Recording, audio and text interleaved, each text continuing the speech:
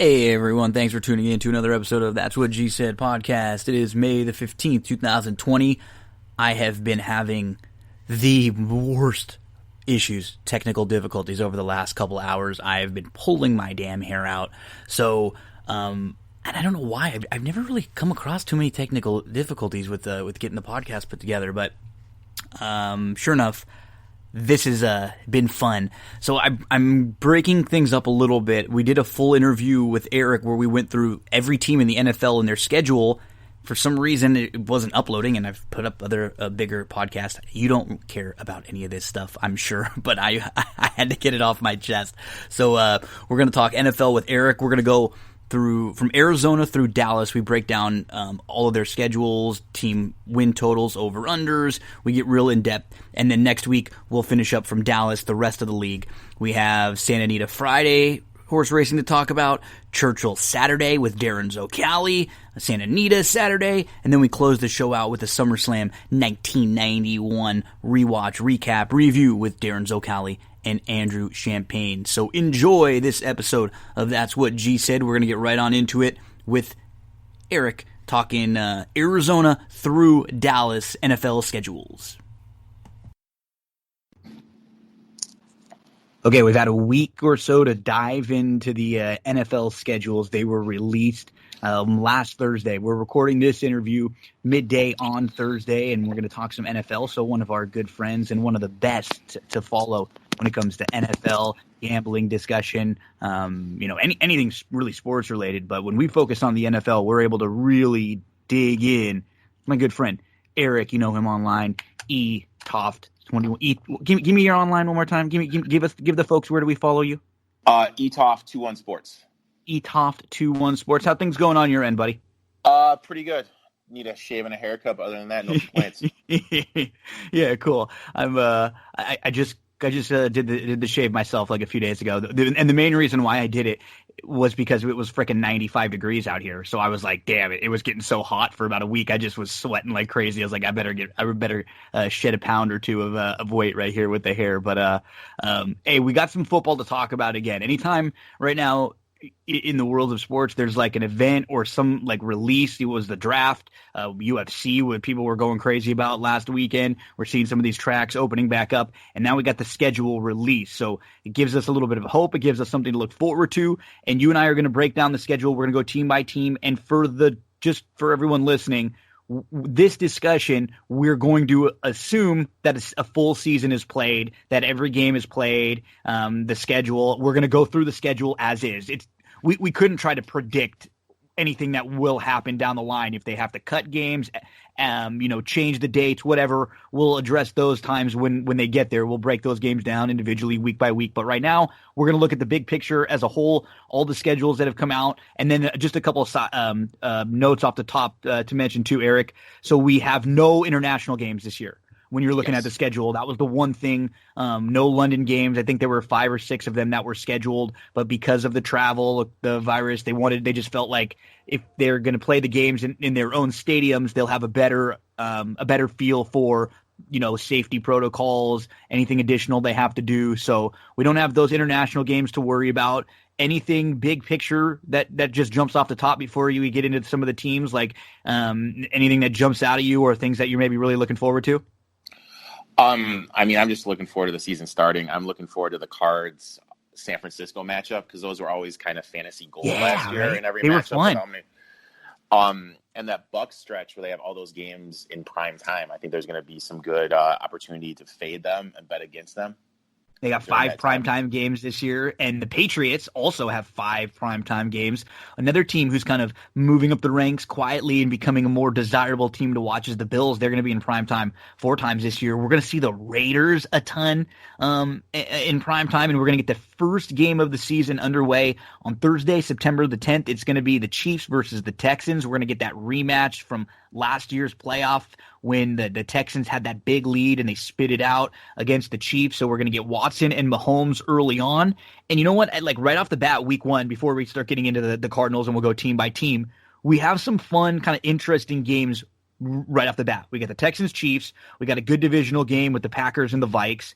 We get to, you mentioned the Cardinals 49ers, where the 49ers are so good, but one of their weaknesses last year were the mobile quarterbacks. They struggled against, Lamar and Wilson and Murray, who guys that can move around a little bit. We're going to get Brady versus Breeze, and then we're going to get the Cowboys Rams for the Sunday night game. And then when you get 2 Monday night games, it's always fun. So not a bad week 1 to get things kicked off. Browns Ravens too. Yeah, you're right. And the Browns beat the Ravens last year, and the Ravens are the hot team, and the Browns are kind of like quietly just a lot better put together this year. So, man, I'm pumped. This is going to be a lot of fun. Let's jump right into the Arizona Cardinals. We're going to go alphabetically. We'll go team by team. So I think looking around, their over-unders were around 7, their win total, I think. And you mentioned a couple fun games for them are going to be those 49ers games. This team just looks to be so much more improved. They're going to be better at the wide receiver position. Their defense is going to be a little bit better. And after that 49ers game, they have, 4 very winnable games in a row where they've got the Redskins and Lions at home, and they go on the road and play the Panthers and the Jets. So if they're able to upset San Francisco, or even, play close, get a little confidence heading into that stretch, they could be 4-1, 3-2 after 5 games and putting themselves in a decent spot. But the flip side is, if they lose to San Francisco and then lose to the Redskins and lose to the Lions, sure. I mean, they're done. And they're one of these teams that's either there's so many of these teams that are on the bubble this year. That's what's fun about this NFL season, is like fringe teams. Could this team be a 9-win team, or could they, be again like in that 5-6 range? I mean, there's so much in terms with them just hinging on games 2 and 3 that they will kind of shape their season. And with how the Lions blew that game last year, I mean, the Lions definitely got to have that one circled and ready to get a little bit of revenge. And it's always tough playing back-to-back games on the road, but 3 on the road, with the last one being a Monday night game and at AT&T. Yeah. And then you go to Seattle. I mean, that bye they have in week 8 couldn't come at a better time. And then you look at, then they have 2 winnable games at home against the Dolphins and the Bills, but they have that short week. They're not pushovers. Like, the Bills aren't a pushover team anymore either. That game definitely could go either way. I mean, that exactly. And plus they have the short week right after the Bills game where they travel to Seattle. But they have a lot of stuff where they go East Coast, West Coast, East Coast, West Coast, a lot of back and forth stuff. I mean, for betting wise, I definitely have week 14 at the Giants. I have that game circled just because they'll play the Patriots at home, have to go all the way. Then they go back to the West Coast. Yeah. And then they come back to the East. You're right. So there's just a lot of darting back and forth. And they have the Eagles at Seattle. And you're right. They go at Seattle, then at New England. Then they come home, and then they go back to the Giants. That's a brutal travel stretch. And that's right at the right time, that Giants game, right toward the end of it, right before they come home for 2 games against the Eagles and 49ers. That's like a perfect circle spot. I did play the Cardinals plus 800 to win it all. There's this website. It is, I think, 5-8-30, and they have this stat called coin flip games. And the Cards were 1-3-1 in those last year, while the 49ers were 7-3 and the Seahawks were 5-1. So I'm banking on that stuff flipping the other way. At least evening out, just coming back to the mean, right? Yeah. So I really like them actually to kind of be competitive for the West. And I put a play in at plus 800 for them to win the West. Yep. I have their ceiling at 10-6, but if they lose those 2 games to the Redskins and the 49 and the Lions, I mean, the season could bottom out and they could be a 5-11 team. Yeah, they're one of those teams that I think I'm going to be watching at least one of those first couple of games, and they might be a team I play more week to week than overall. I might play them in some spots here and there where they're coming off a loss, on one of these tough road games, and then their price is a little inflated. Then you maybe get an extra point or 2. But yeah, as far as overall, they're a tough one for me to get a real feel on, because like you said, they're one of these teams that you feel like their range is so wide. Like if you told me they won 5 games or 10, because they're in a tough division too. Like, they're going to have 6 games right off the bat that aren't going to be easy. And then also, if they start 3-0, I can guarantee I'm going to take the Panthers plus the points on their first trip out east on week 4. Yep, that's a great point. We get to the Falcons, Atlanta Falcons. Their over-under, I believe, is like 7.5 or so in a lot of spots. They don't have an easy start to the season, though. They've got the Seahawks at home, who they always generally play pretty tough, though, especially at home. Then they go at Dallas. They play the Bears at home, and then they go at Green Bay. Those are 4 losable games. I don't know if they're going to go 0-4, but if they were 0-4, it wouldn't be a huge shock. Then the schedule gets a little bit easier. They get a couple games against the Panthers in between there, but they're going to have to play a Broncos team that a lot of people are high on. Then they have to go, at the Saints. They have to go at the Chiefs and at the Bucks to close things out. That's not easy. No. When I was looking at them, I would just want to say the one thing I like about them is their offense. I have this stat I use called abandoned targets, and that's for people that have left the team. They have 258 abandoned targets this season. So, I mean, there's a lot of fantasy value, and the only people they really brought in they're going to clip into that is Gurley and Hurst, the tight end. So, I mean, those two guys right off the bat have huge fantasy value, even Julio Jones. But you're right, it's a tough schedule. I mean, winning all those games to close out the season gave them that second-place schedule in the South, which kind of is hard for them this year.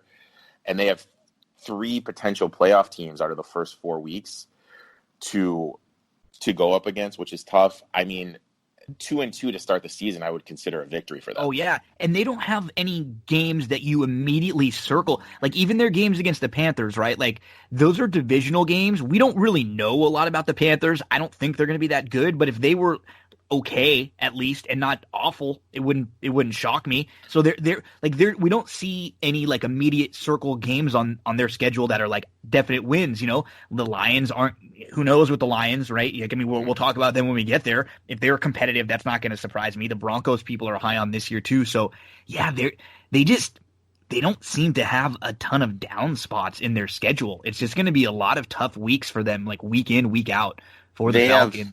They have some great spots, though, where you can probably get some good value. Like if they go into Monday Night Football and they play the Packers competitively, I'm definitely going to be on the Panthers on that Week 5 matchup. And then they travel to Carolina on the short week on Week 8 after playing Detroit at home, which is going to be tough. And they have the Raiders sandwiched in between 2 Saints games.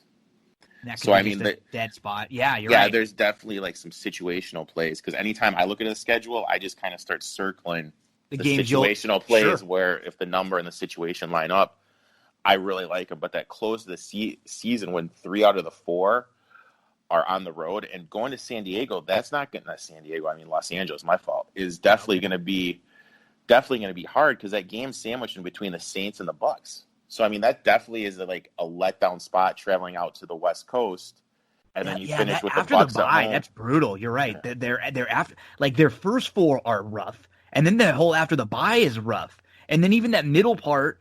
When you have to travel to the Vikings, you gotta you could totally have a down spot against either the Panthers or the Lions in either one of them. And then the Broncos with their defense, they're going to hit you in the mouth at home. So, yeah, I'm definite under on the Falcons, in their season win total. I just think they're going to struggle this year. I just, like you said, they can score, but defensively, I still need to see more from them. So this is a dead under for me, for sure. The first 4 games are just going to make or break their season. Yep, and you said 2-2 puts them in a great spot. But if they're less than 2, it's one of those things. Just like the difference between 2-2 and 1-3 is so big, especially to start. And it feels like if it feels like 1-3, you're in some trouble right off the bat because you're not going to be able to make up that ground late unless you're going to play a Chiefs team that may be sitting starters or something like that at that point of the season. But you're going to have 2 games against the Bucks that are going to be tough right there to end. You have 2 Saints games in your last 7, so. Yeah, not a fan of it. Plus, there's the extra playoff team this year. So, I mean, all these games are going to have so much value, even that Seattle game at the very beginning of the season. The Cowboys team, if it comes down to that 3rd wild card spot. I mean, I could see them going 5-11, but I think Matt Ryan's really good, and I think this offense is good, and I could see them actually going 9-7. They could steal some games. Yeah, they could steal some games. 9-7. But, I mean, 5-11 is definitely a possibility, especially with how young that defense is in the back 4. We go to the Ravens, who, on paper, which is strange, they actually have the softest strength of schedule. They only have 1 time where they play back-to-back road games, and they have on their schedule, they probably have games against 3 or 4 of the worst teams in the league, at least on paper to start. They're going to have 2 games against the Bengals, who are going to be improved, but they're still projected as one of the worst, teams in the league. They're going to play the Redskins. They're going to play the Jags, and they're going to play the Giants. And the way they end the season with the Jags, Giants, Bengals is not very difficult at all. They have a huge game to start, though, a real fun game where they play at home against the Browns. And the Browns, one of the 2 games last year, they beat them up, and the Browns will play them well. Then they go at Texans and Chiefs. So maybe the most difficult part of their schedule is right off the bat. With those 3 games, then they have a later part of the schedule towards the end where they go at Colts, at Patriots, home for the Titans, at Steelers, home for the Cowboys, at Browns. So that's not an easy little stretch. But they look on paper like they have a pretty good schedule. I look at them, like you said, that Browns game is going to be I think it's going to be really entertaining. I think the Browns are definitely one of the improved teams going into the next year. And then they go at the Texans, and the Texans are going to have 10 days to prepare for that game because they're going to be coming off the Thursday night game at KC. And then week 3 is that Monday Night Football game against the Chiefs. So, there's definitely going to be value on the Texans, especially if the Ravens handle the Browns and the Texans get embarrassed by the Chiefs. There's definitely going to be some value in the Texans on week 2. And then that Monday night game is going to easily be one of the games of the year to start off, one of the first 3. And then after that, they got 2 winnable games, and then they got the Eagles and the Steelers right to the bye. The interesting stretch for me is those weeks 9 through 14 when they're at Colts, at the Patriots for Sunday Night Football, Titans, the short week traveling to the Steelers, and then the Cowboys and Browns. That's kind of an interesting little schedule, and it's kind of like right after the bye, and it's going to come at a better time. I actually bet the under 11.5 for them just because I feel the division. That's a high number. It's just a high number, yeah. I feel the division is just going to be a lot tougher.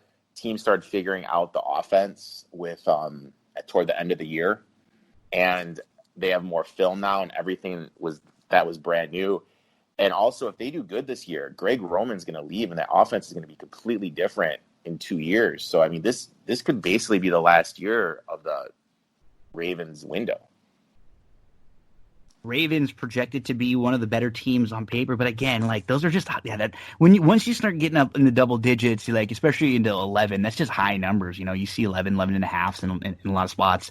Plus it was at plus 120, so you got to take it then. Yeah. We go the Bills. Their over under is 9, and they're an interesting team. They are, I guess, when you look on paper, the favorites to come out of the division. They have tough games at home against the Chiefs and the Seahawks. They have tough games on the road against the Titans, Cardinals, 49ers, and Broncos. But they will get a couple games against the Jets. They will get the 2 against the Dolphins. They have a game on the road against the Raiders. They get the Steelers at home. Where do you stand with the Bills?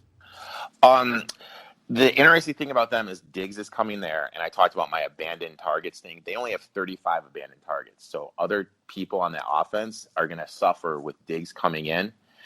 The interesting thing to me is they have those 2 AFC East teams to start off, and then they have the Rams, and then it's kind of the meaty part of the schedule with the next 3 games, and that Thursday night game at home against the Chiefs. If they play that competitively, I'm definitely going to be on the Jets at home.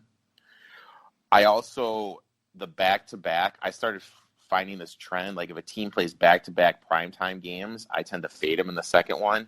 So I definitely have that week 14 game against the Steelers circled, and that's going to be a revenge spot because remember, the Bills were the team that knocked the Steelers out of the playoffs last year in that Sunday night game that was really ugly. I'm actually not sipping the Kool-Aid quite yet on the Bills. I actually took the under 9 at plus 105. I just think I have too many questions about Allen as the quarterback. He's really inconsistent. He overthrows Diggs too much. Is Diggs going to throw a fit when he doesn't get the ball? I'm just not sipping the Kool-Aid yet. I am starting to come around on Zach Moss though for fantasy because I think he's just going to be the Frank Gore running back, and I think they're trying to. You're going to get a lot of touchdowns, yeah.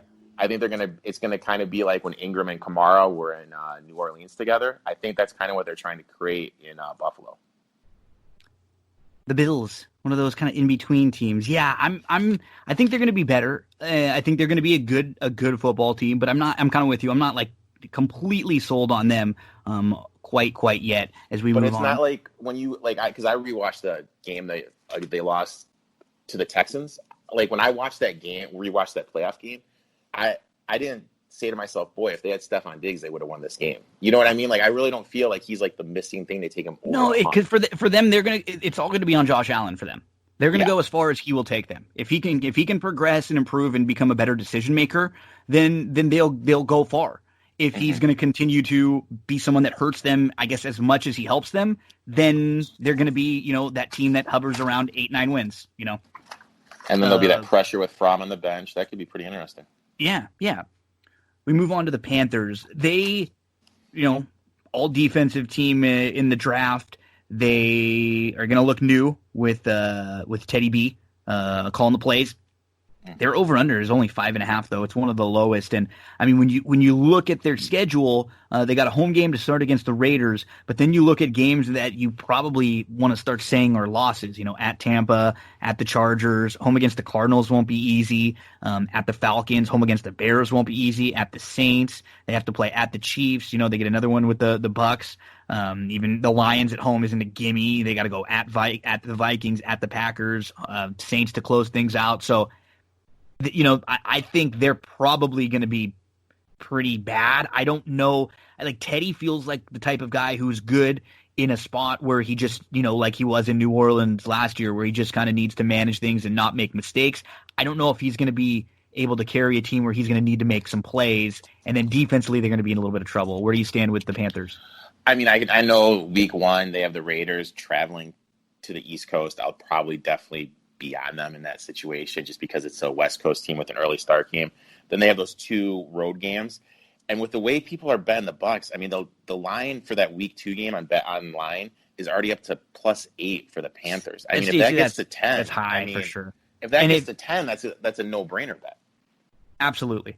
And then weeks 7 through 10, that's a rough spot. I mean, at the Saints, where it's Bridgewater and Joe Brady returning to New Orleans, short week for the Falcons, then at the Chiefs and the Bucks. I mean, that's just a brutal stretch. I mean, and their bye's not until late either. So, I mean, they're going to be playing a lot of football, and they don't have their bye to week 13, which is great if you own Christian McCaffrey in fantasy football because you don't have to worry about sitting him. But, I mean, if their bye was a little bit earlier, maybe they would be able to sneak out some of these games, but I'm low on them. I see them going like 3-13. Yeah, I think they're going to be one of the worst teams in the league. They have O-line issues. I mean, I like what they did in their defense, but I'm just not a Teddy They still feel like guy. they're going to be a year away on the defense. They're just going to be young on the defense. They're going to be better, but they're just going to be super young there. So yeah, to me, I think this is going to be one of the worst teams in the league. As we move on to the Bears. They're interesting because they're one of those teams that, to me, were kind of like the Browns. Like, people were super high on them last year. Everybody thought they were going to be awesome, and they regressed a little bit. When you have the super dominant defense, sometimes, even if that defense one year is so good, they come back to life just a little bit, and that makes you as a team, lose a couple victories. This Bears team's start to the season is so crucial. That first game against the Lions, right? I think whoever wins that game, either team will feel much better about where their season's going to go, even because it's just one game, because I think you have a lot of question marks about those two teams. Because there's a world where you could easily see the Bears going 3-0 to start, but they could very easily lose to the Lions. Then they got that weird game in between where they come back home and they play the Giants, and then they got to travel to the Falcons where they could definitely lose that game on the road. And then they come home and they have to play a Colts team that I really like and a Buccaneers team that is going to be better. So I like when you mention the difference between maybe playing a full season over under and then playing the spots, because that's great to mention those things for all the people out there. So kind of where do you see the Bears overall, or maybe spots that you would like or play against them? I mean, the big question is, who are they going to commit to at quarterback? I mean, everyone here, because I live in the Chicago area, says Foles because they obviously didn't extend Trubisky. And the funny thing is, with how the salary cap is, they would have saved more money if they just would have extended him for one more year, because it costs $10 million for a capable backup now, and the salary cap is going up.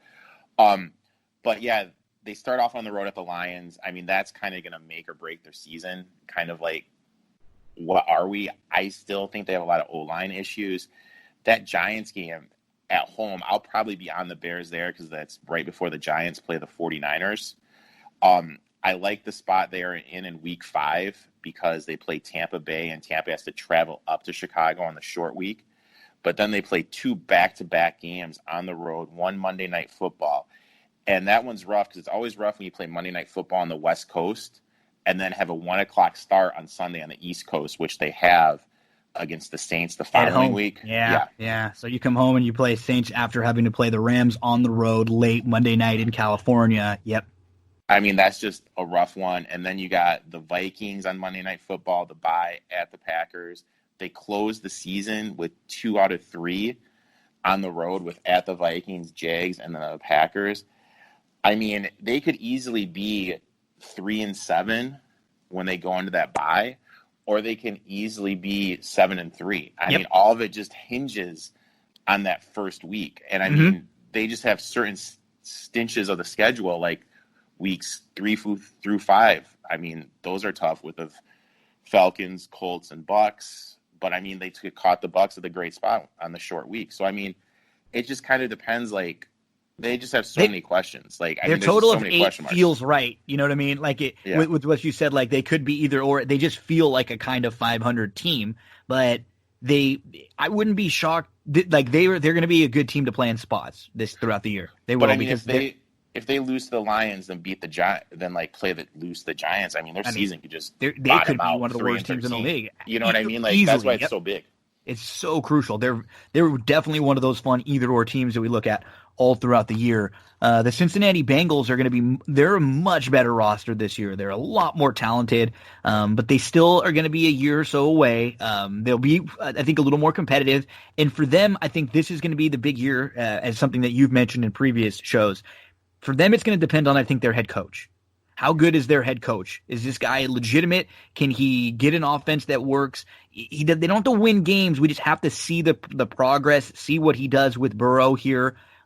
They have a week 1 game against the Chargers, and then they go at the Browns, at the Eagles. So you want to make sure that come that Jaguars game, the Jags game at home, that's a big game because you don't want to go 0-4 to start. And they could, and I'm not saying that they're going to lose all 4 of those games, but you have a winnable game in your first 4, because then after that, you got to go at Baltimore, you got to go at the Colts, you play another game against the Browns, you can play another game against the Titans before you get your bye, then you got to travel on the road a couple more times right after the bye. So to me, that week 4 game is a big game for them, for their season, for their team. Let's see what they can do when they have a real winnable game at home, and maybe they can steal one of those first 3 games, and all of a sudden after 4, they could be 2-2. I mean, I like they're starting the season at home. But that game's a 4 o'clock start, not a 1 o'clock start. So, I mean, the Chargers won't have that early start. Yeah.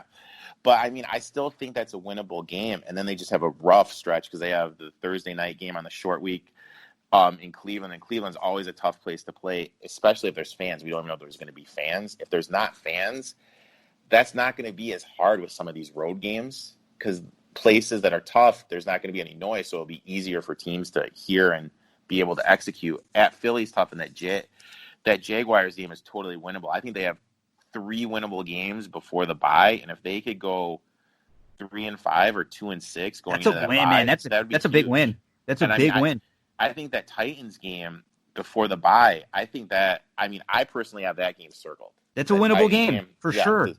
And Joe Mixon, he was second in the NFL in rushing the second half of the season last year. They moved, I'm spaced on the kid's name, but they moved him to center. And when they moved him to center, he kind of stabilized the line. The guy from the Bills that they had playing tackle last year is going to move inside to guard.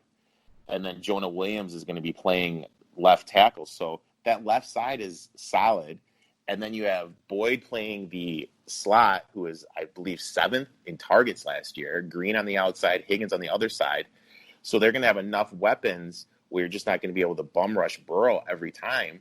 And then Burrow likes to throw to the quarterback. So, I mean, I publish my rankings on etoff21sports.com. I have Mixon as 4 my fantasy running back for PPR. I think he's in line for a great season. Yeah, Mixon's good. He loves the dump off. We saw that a lot at LSU with Burrow to Mixon. That's going to be a very lethal combination. Their offensive line is better. I think this is definitely a team I'm going to play in some spots this year. And at first glance, after the bye, they have a game on the road at the Redskins, sure, but that's winnable. They got the Giants at home. They got a game at the Dolphins. And that could be Tua versus Burrow if he was playing by then. We've got some real winnable games for them. I played the over 5.5. I'm going to do the same thing. I like that as we move on from the Bengals to the Browns. Their over-under is 8.5. And they kick off with a tough game right off the bat on the road against the Ravens in a game where I'll probably play the Browns. Is that up at like 8-ish, 9 right now? Is that what it is for the week 1 line? I think it was at 6 when I looked at it earlier. Okay. I'll look again when we see. If that game is over, gets over a touchdown, that's definitely something that I'll give a look to. Then they have a couple winnable games. They got the Bengals and the Redskins at home. So if for some reason they can win that first game, they could very easily be 3-0 before they have tough games with the Cowboys, Colts, and Steelers. But this is another one of those teams where they have the little stretches in the pockets, right? Week 2 and 3 are big for them. Those are games they have to win because then they're going to have a couple really tough games coming up at the Cowboys, Colts, and then at the Steelers. Then they have games in week 7 and 8 with the Bengals and the Raiders. Those are games that they gotta win. Before the bye. So before the bye, they have at least 4 very, very winnable games with 3 or 4 others that if they could steal one of them, they're already up to 5 wins. They come back from the bye, and it's the same type of thing. 2 games at home, Texans and Eagles, teams that you could beat. They have to travel and play a bad Jaguars team. They should be able to win that game. And, they get the Ravens at home. They have to go to the Giants and the Jets. Those are winnable games. You see 9 or 10 games that they should be able to win this year. They just got to make sure they don't, lose those. They don't lose to any of the bad teams. If they do, this is a playoff team. Yeah, and I looked. It's at 9 right now. They're getting 9 at Baltimore. Yeah. But yeah, that's kind of the start to the season. How are they going to look? Is Baker going to be able to manage the team and not turn over the ball? And Stefanski going to be able to manage the room? They get the Bengals in a perfect spot with the short week, them coming on the Thursday, the Redskins at the Cowboys. And then that's a tough little stretch from the Cowboys, Colts at Pitt. That 3-game stretch is pretty tough. And then at Cincy, the bye comes at a perfect time in week 9. That's right in mid-season. And the important thing is they have a home game week 8, and then their next time they have to travel isn't until week 12. So they're going to have all that time in all of November. Cleveland. Yeah, basically the whole month of November. Anything. Yeah. So that's huge. And then I know that week 13 when they go to Tennessee because they have the Ravens on Monday Night Football, I'm going to be betting Tennessee on week 13. I have that. That'll be a look-ahead game for sure. And then they have back-to-back games in New York. So, that's not really hard. They have no West Coast trip. This is a pretty good schedule. The only thing that's preventing me from, locking them in at plus 8.5 is, over 8.5 wins is Baker Mayfield and can Stefanski, control the room. That's my big question mark with them because I think they've improved their offensive line. Also, they play at the Giants on week 15. That's the semifinals for fantasy football. You're telling me OBJ is not going to go off in that game? That's it's one of those revenge games that people have circled too. And then what's fun with them is that October 18th game. We're going to see them with Myles Garrett back against the Steelers too. So they're going to be that's going to be a really interesting game where the Steelers are going to be super pumped where they go on the road there. So they're going to just be a fun team to keep an eye on again. A fun team to watch. I think they're going to go. I think this is a 9 or 10 win team this year. I can easily see him do that, but I just have, what I mean? It's hard to trust Baker, and we don't know again with Stefanski because we just haven't seen him do it yet as a head coach. It's a lot different doing it as a head coach. It's a lot different doing it in Cleveland with the personalities that he's going to have to manage in that locker room, trying to spread the ball and distribute it evenly to everyone. And Baker, plain and simple, he's just got to be better than he was last year. He's just got to play better. And the thing I've noticed is if a quarterback doesn't take that step forward and regresses in year 2, it usually doesn't happen. And Baker took a huge step backwards last year. Yep. And so we'll give him he was good in year 1, and we can still see the flashes So we're giving him a mulligan, but this is put up or shut up time. Like you don't get another year, even when it's a new coordinator coming in. Like you have all the pieces in place here. You're not going to get another opportunity for everyone to kind of give you the benefit of the doubt here. You've got to be better. You've got to win some games on your own. There got to be a couple games where we went, man, Baker made a great play there. He used his legs. He extended the play. He made a great throw. He called an all, whatever it was. Like we didn't see any of that last year. Like any of that at all. We need to see him with 52 seconds left, ball on his own 42 Monday night at home, and being able to leave the Browns down for a field goal to win the game against the Ravens. That's what I need to see from him. I need to see him in that situation this year, and then I'll be a believer. Yep. We get to the Cowboys, whose offseason looked very good. Their draft looked really good, what they were able to put together. They make a coaching change, and they're one of those teams where, man, you look at their first 4 games. You talk about games and teams that can go either way in those first 4, because after those first 4, they get a pretty nice stretch of 3 games where they get the Giants at home, the Cardinals at home, and the Redskins at home. But they got to play on the road at the Rams, week 1. Then they play at home against the Falcons, where we just don't know with the Falcons ever, a team that can score. Then they go at Seattle, and then they come home for the Browns. They could be 4-0. They could be 1-3.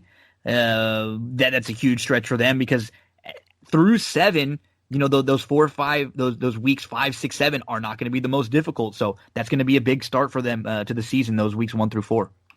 I mean, I basically just looked at the first 3, because at LA, where they're opening up the new stadium, and LA is actually, Rams are actually getting 2.5 in that game right now, and then home for the Falcons, and then at Seattle. That's a lot of, Sunday night in LA, home for the Falcons, and at Seattle. That's a lot of that travel I talked about earlier, and that's basically going to make or break their season in my eyes. If they're 0-3 going into Cleveland, season's over. Season's over in my eyes. And then they have the Giants and Cardinals, at Redskins, at Eagles, Steelers. There's, besides that Giants game before the bye, that's kind of a tough schedule, because the Cards are going to be pumped up for that Monday night game, because Kingsbury and Murray are returning back to Texas. And then right after the bye, they go to Minnesota.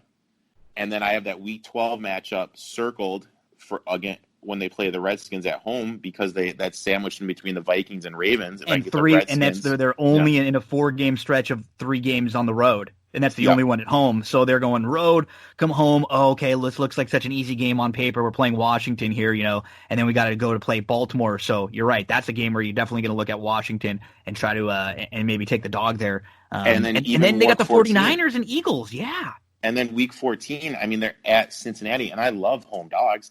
And by the time it's that part of the season, it's so late, Burrow's going to have a better idea of the game. A season underneath his belt. He's going to have more control. So I definitely have that circled.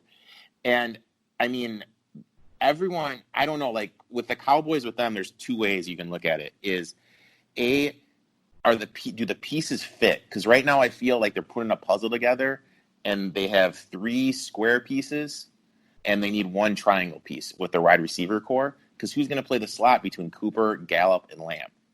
I have no idea who they're going to throw in the slot. My guess would be Cooper, but I don't know if they're going to do that.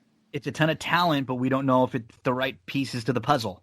And then their O-line, they lost Frederick. And, when I was looking at their O-line, they were banged up last year. Zeke has kind of lost a step. The more I look into the Cowboys, the more I'm just not being a believer in them. Their over-under is 9.5. That seems high to me. And they're minus 123. They're the favorite to win the East. I'm total play against them as far as winning the division, and I'm an under on them too. The thing about this team too, one of those things with Dallas is they're always going to be they're always going to be undervalued. Always. They're going to be a team that they're going to be so I guess overvalued. I said that wrong, but you're never going to get the value on Dallas when you play them ever. Even if it's a full season, if it's a game by game, they're always going to be, another point more than they should. They're going to be favored an extra point. They're going to be, dogs by less than a little bit more than they should because of the name, because of who we think they are. For me, this is an under 9.5 with the tough schedule. I could easily see them going 6-10. Yep. Just with how that season starts out. And you don't know, new coach, new locker room. We don't know how that fits. We don't know. And how much is McCarthy really doing? Like, when you're away from the sport, you're not learning. Like, how much do you learn when he was gone? Yeah, I'm not. We're both similar.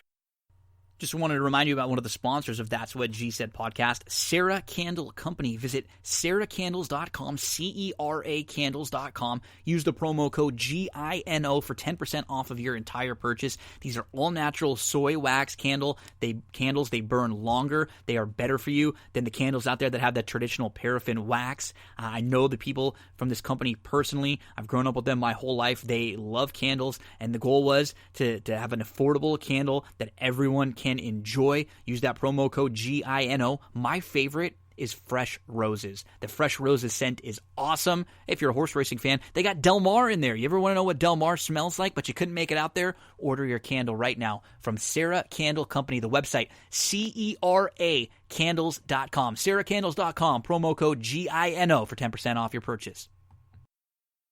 So big thanks to Erik. We will pick up next week with Denver and moving on through the rest of the league with their schedules. Right now, we shift our focus on over to horse racing. Let's get you to Santa Anita for Friday. Jump into Santa Anita. We're going to go to Friday, May the 15th. It is opening day at Santa Anita. And let's kick things off with that early pick 5 in race number 1. I like the 6 a lot. She's so special. You just got to key off the sprint races, right? Just toss the races going long, and you're left with a couple of really good efforts sprinting. I think, to me, she's the one to beat in here. A couple others to use in the early pick 5 sequence. The 4, Party Town. First time gelding, maybe like really, really fast and able to gun it in here and just sit close. And she's actually shown the ability to sit off the pace, sprinting on the turf too in that October win, going 5 furlongs at Del Mar.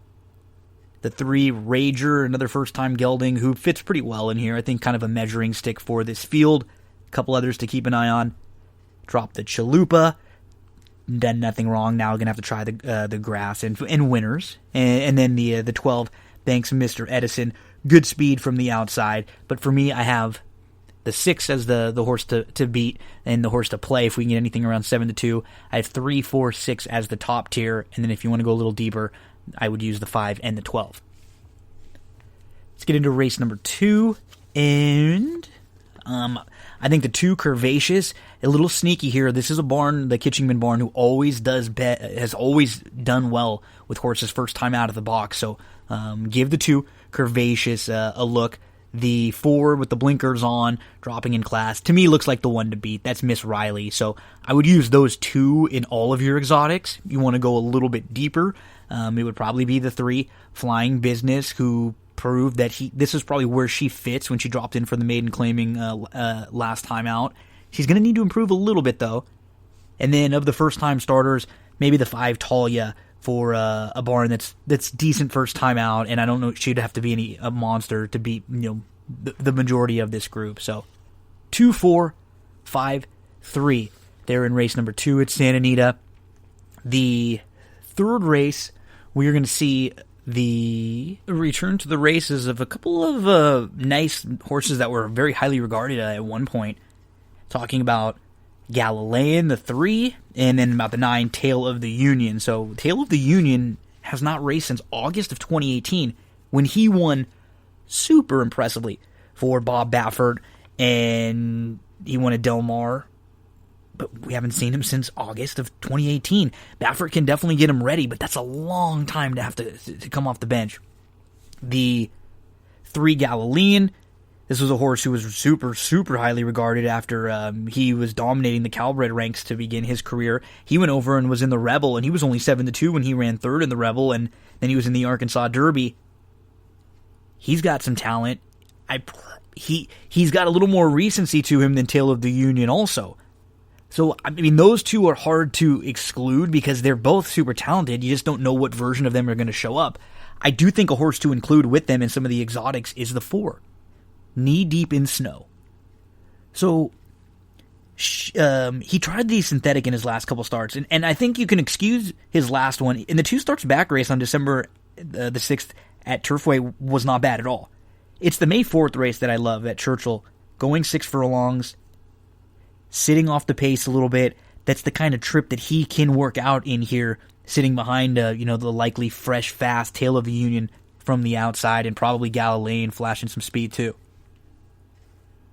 Make sure to include Knee Deep in Snow in some of your exotics. Let's go 4, 9, 3, 6. The Oil Can Knight, this is the 5-time winner here, facing a bunch of horses with just, a few victories. A lot of times you have a horse like that who just knows how to win, and he can get the better of a group like this too, and should offer you some value. 4, 9, 3, 6. In race number 4, just make sure to throw I think Kirsch Truffle is the one to beat. Cutting back, and the 3 on the drop-in class. I think Christmas Pickles has a little more ability than what he was able to show than she was able to show first time out back in August at Del Mar. Give her a look in here on the drop-in class. So I'll use the 3 and the 6 in the pick 5 in race number 4. And then we get to race number 5, and nothing really outside the box in here. The 4, Arctic Roll, coming off that good runner-up effort. I think she'll show up with a really nice performance. And then Pretty Point, who had a slow start. She was last. She was making an early wide move, 3 deep, and it was a small field. So, the wide move and having to be a little grindy in a small field instead of being able to sit back and launch and make one late run. And then the 11, Gypsy Spirit. I mean, you have Pratt who ends up here instead of on the 4 or the 7. This is a horse who's obviously, faced better and coming out of some better races, but not necessarily a win machine by any means. 4, 11, 7 is how I pegged race number 5. So I'll play an early pick 5. Something like this, 3, 4, 6 with 2, 3, 4, 5 with 3, 4, 6, 9 with 3, 6 with 4, 7, 11. Maybe another ticket where it's 3, 4, 5, 6, 12 with 2, 4 with 4, 9 with 3, 6 with 4, 7, 11. As we move on to race number 6, that's the start of your late pick 4 sequence. The 9's obvious in here and going to be pretty tough. That's Aiden's Dream. I think the 8, Oh Marvelous Me, who's getting back to the dirt where he's just better on the dirt than he is on the synthetic or on the grass. I think there's going to be a really good spot for him too. So I'll just use those 2, 8 and 9, in race number 6 to start the late pick 4. We're just going to buy race number 7 and go all in that one. And we move to race number 8. I thought Fashion Royalty is a little bit interesting. Second time in the U.S. now. This one is able to get to the grass. I'm expecting her to take a little step forward. That was just a really small field, and that's just race shape that's not to her liking. This is going to be a much different ball game. Expect her to show up a little bit, and Brice Blanc has always been a super underrated rider and a really good rider on the turf going long. The 1, Quick, obvious top contender, probably the one they're all going to have to hold off in here.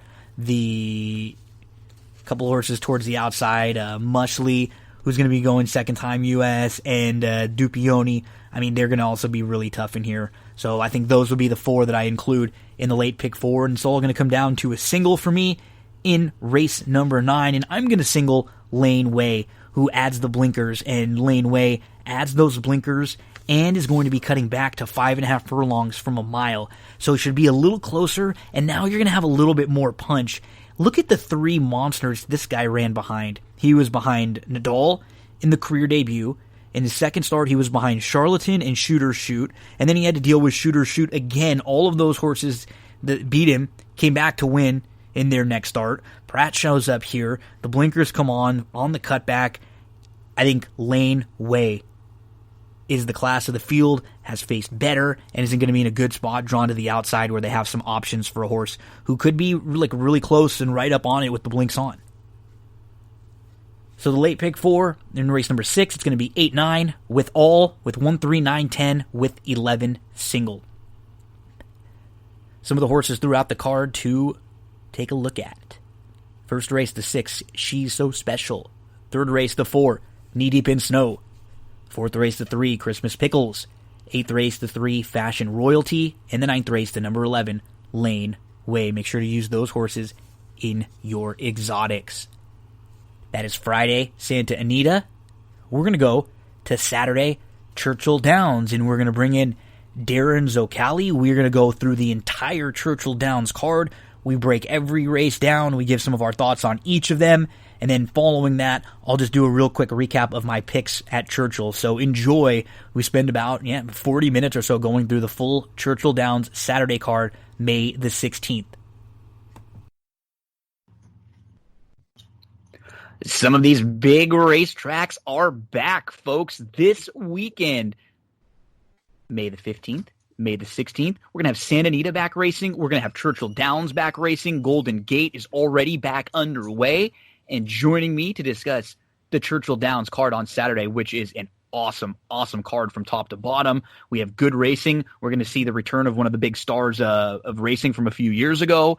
And this is a man who I think people are going to be like, what? Darin's talking horse racing with you? All we know, this guy talks wrestling with you. But actually, we have a much longer horse racing background where we used to discuss harness and thoroughbreds and everything. And you're one of the handicappers that I always love to follow. Seems like when I see you put your tweets out a lot of the times, we look at, I think, a lot of similar things as far as our handicapping is concerned. It's like a lot of times we land on similar horses or similar approaches in races. So thanks for joining me again, buddy. It's not like we just talked for 2 hours about wrestling. We're going to talk a little more about racing. That's fun, man. Some of my favorite memories at the Meadowlands are those Friday and Saturday nights where you and I did the late night stuff on TVG. We had a good time with that.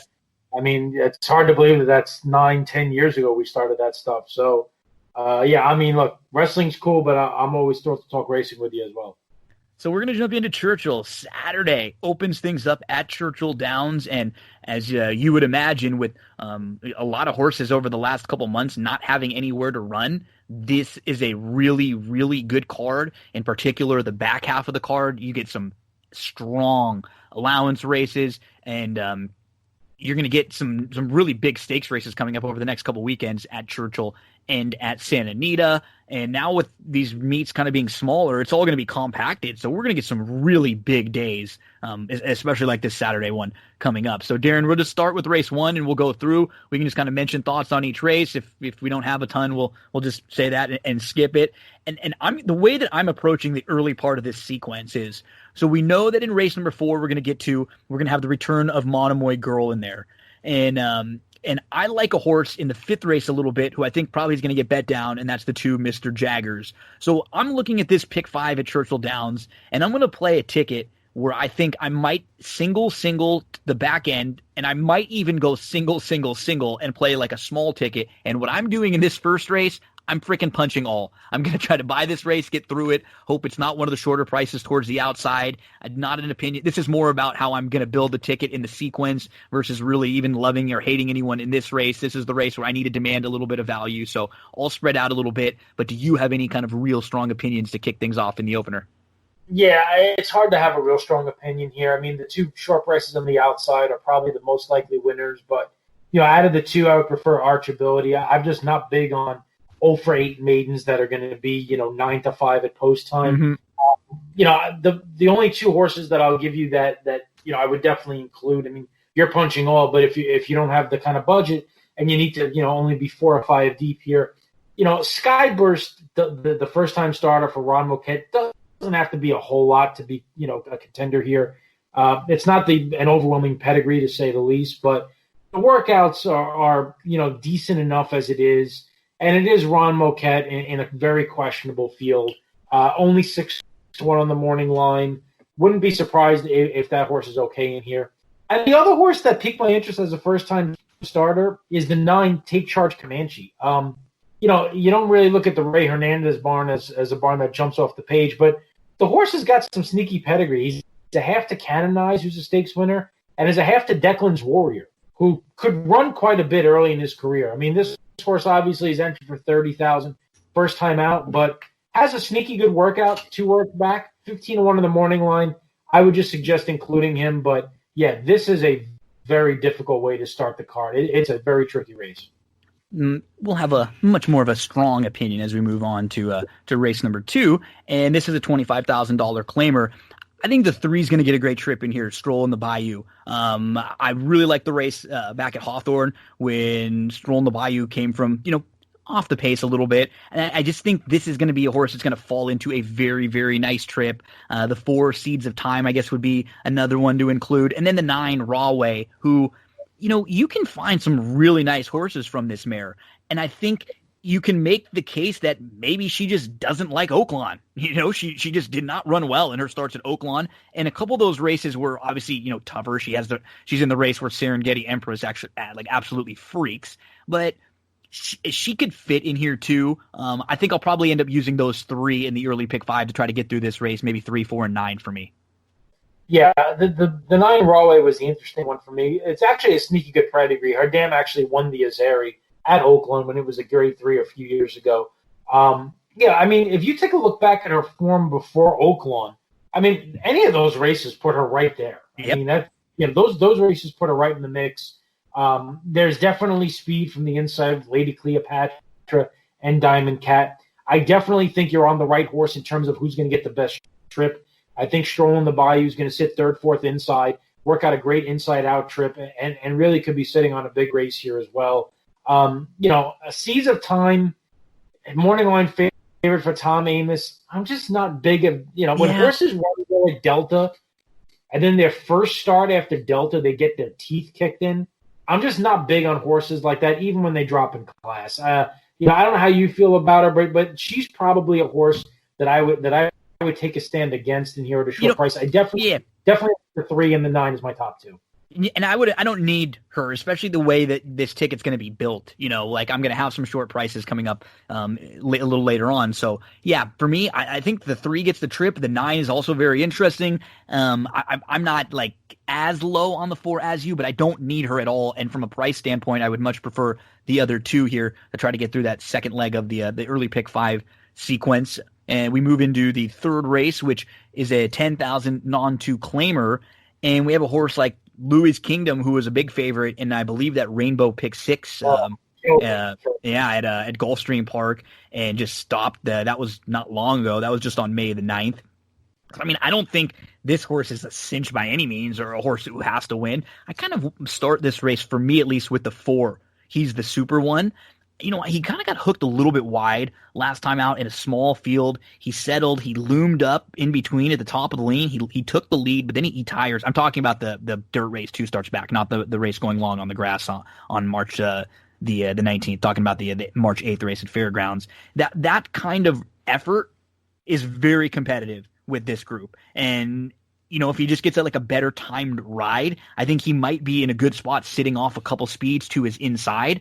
I give other looks in here because I'm going to try to beat Louis Kingdom. I think I'm just going to go against Louis Kingdom in here. I give a look to he's the super one, Big Island as a little bit of a price, Tom's Last General, and maybe even Wallet with a little bit of speed that can sit just a tad bit. So this will be kind of trying to play against Louis in here for me. Yeah, there's no way I could bet this horse off his last race. And I know people are probably looking at it going, well, why? He ran second as a 4-5 favorite. It was a soft field. That was a terrible field.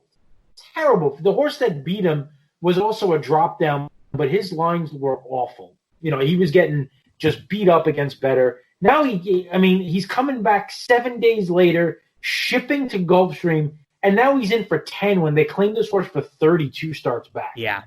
I just don't want any part of that. And another thing, they claim him from Navarro, which is another big red flag with what we know about Navarro and all of how his horses were all, we know from his own words, they were all getting some sort of extra drug. So we don't know when these horses come into new barns, how they're going to react with new. So for me, I'm fine playing against one like Louis Kingdom and some of the multi-exotics.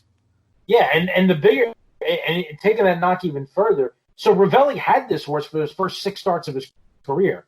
They lost him for 35. They wanted him back. They claim him back for 30, and now they send him out for 16, and now he's in there for 10. So something's not right. It's like, come and get this horse, please. I think they're just trying to beg you to come and get him. Yeah, exactly. I think, look, definitely take a stab against the 3. The 4, he's the super one. Do I like horses that are 1 for 14? No. But any of his last 2, the maiden win, definitely put him right there. I think a couple of horses on the outside, you could give a look to. Obviously, Tom's Last General. Jimmy at Last is interesting for me, shipping from Oaklawn. Last race was a little bit better. Was kind of mixing it up early. James DeVito could be sneaky. The horse ships in. He's got a nice workout on May the 10th in a 1:03 breezing was a bullet, best of 14. As long as he doesn't get hung too wide into the turn, again, coming back at 10,000 where he improved last time, I think he's a price option that you could definitely build some exotics around in what is a very difficult field. But again, definitely taking a stand against Louis Kingdom, and also make note if any also eligibles get in, especially the 15 Botero, who's a drop down for Brad Cox. Yep, you mentioned it. I think I'm in my pick 5 in this race. I'm going to be 4, 8, 9, 11, 12. This will probably be a spread against Louis Kingdom. And that Jimmy at last race, like that Churchill race is really solid. It's very good.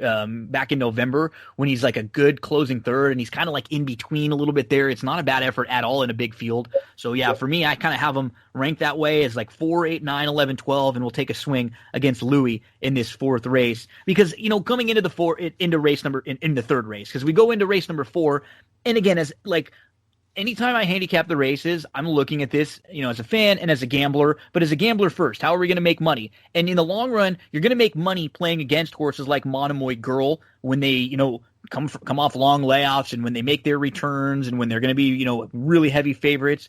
I just don't know who in this race is good enough to keep up with her. I would love to try to take a shot against, big horses like this, but Talk Vuv, if you're going to mention a couple, it's probably Talk Vuv to me or Lady Kate, who are both talented fillies, but I don't even know if they're really like graded stakes level fillies, let alone as good as a horse like Monomoy Girl, who definitely may not be what she was, right? This is the 2018 Eclipse Award champ. She has not run since November of 2018. That is a long, long time. But if she comes back with just just a small amount of what she was, this is going to be a very, very easy spot for her.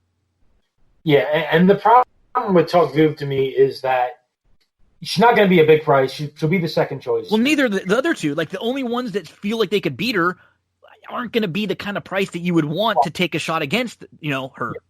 100%. And Talk Vuv to me, she couldn't beat Monomoy Girl when she was in career form as a 3-year-old. Now she's not running nearly as fast as she was 2 years ago. She's coming off of a near 8-month layoff herself. Yeah. So it's not like she's fresh. Lady Kate, she's never run a speed figure close enough to beat Monomoy Girl. The only horse that's really got that even shows a race that's fast enough is Fashion Faux Pas. Yeah. But it was one race at Delaware. Yeah, that nothing else comes out. So you're really going to bank on that happening again? Yeah. Look, I agree with you. The value's not there on the other ones to warrant betting against her. And I've made a career in picking horses and trying to beat horses like this, especially with a 1.5-year layoff. But, she's 10 lengths better than this field. So how am I supposed to give you any kind of confidence that anybody in this Yeah, she's not even like a one-dimensional speed type either. She can sit off a little bit if somebody wants to go out. And so it's just, I'm just not going to try to beat her. I'm not going to try to get cute. I'll just single her, and we move from the 4th race to the 5th race. And I'm going to end in this early pick 5 approach, and I'm going to single the 2 in here, Mr. Jaggers, to end this thing. I'm really a fan of the first 2 starts. So I'm completely willing to excuse the last start, right? First start as a 3-year-old, they took a shot on the dirt, didn't like it, that's fine.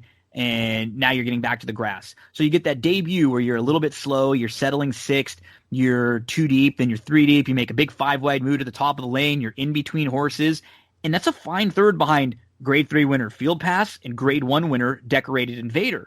Comes back on August the 31st, little trouble at the start, settles 4th, couple, 2 deep, couple lengths off, and ends up running 4th that day. But the horses who were 1st, 2nd, and 3rd were basically 1, 2, and 3 all the way around the racetrack, and Mr. Jaggers loses a photo for 3rd. I think it's a great spot for him. There's horses to use in here for sure. Towards the outside, there are a couple very, very logical contenders, but this is more about how, I wouldn't talk you off using, I think any of the outside horses at all in here. You can make case for Oxide, a case for Handy, Enchanted Empire's got some upside, plenty ways to go. But just from a pure how I'm going to play this pick 5 standpoint, I can now look at it and I can go all with 3, 4, 9 with 4, 8, 9, 11, 12, single. and I'm looking at a ticket that's not a whole heck of a lot. I can even play a smaller ticket where I go all with 3, 4, 9 with single the 4, single the 2, single the 2, and take some small shots at it. And maybe I can get a little value out of Monomoy Girl in this early pick 5. Like, that's kind of my approach to the early part of the card at Churchill. Yeah, I like Mr. Jaggers quite a bit. I mean, for all the reasons that you said, I don't have to rehash them. Second race back up the layoff, dirt back to turf, which is obviously where Mott wants to put the horse. Like the Bullet workout on April the 26th, then the blowout after that, another blowout. I mean, certainly fits. Implication scares me because I think this might be a nice horse, If you go back and watch that Tampa race, Centeno just moved way too. Like, it was just a confident, way too early move. The horse is a half to a grade 2 winner on turf. He's 4 years old, running against almost a full field of 3-year-olds. Which in the middle of May probably still counts for something. And Graham Motion with this type of horse, this guy might be a runner. It's no price. It's 3-1 in the morning line. He might go up shorter than that, but I got a feeling that this might be a horse, and he would scare me just away from singling the 2. But honestly, I wouldn't use any more than that. I would just be 211 in here because I think one of the two of them, I'm fairly confident one of them are going to win this race. Yeah, I'll flop him in on a few of my tickets as well. Implication there as we move on to race number 6. Honestly, in my betting, I'm just going to completely skip this race. I really am, because it's just like the in between race. I'm going to play the early pick 5, and I'll see how that last is going for me, and then I'll come back and play the late pick 5. But I'm not going to play the pick 6. This isn't like the strongest group in the world. I don't know if you have a strong opinion, but for me, I'm skipping this race come Saturday. Yeah, I mean, the favorite looks good on the drop, and then you're starting to look for alternatives, and you get to a horse, and you're like, oh, all right, this horse, and then you look and the trainer's 0 for 44. And then you get to the next horse, and you're like, oh, I can see that, and the trainer's 1 for 41. I mean, it's tough to land on anything here. You got horses that are coming in off of, dropping down out of synthetic races.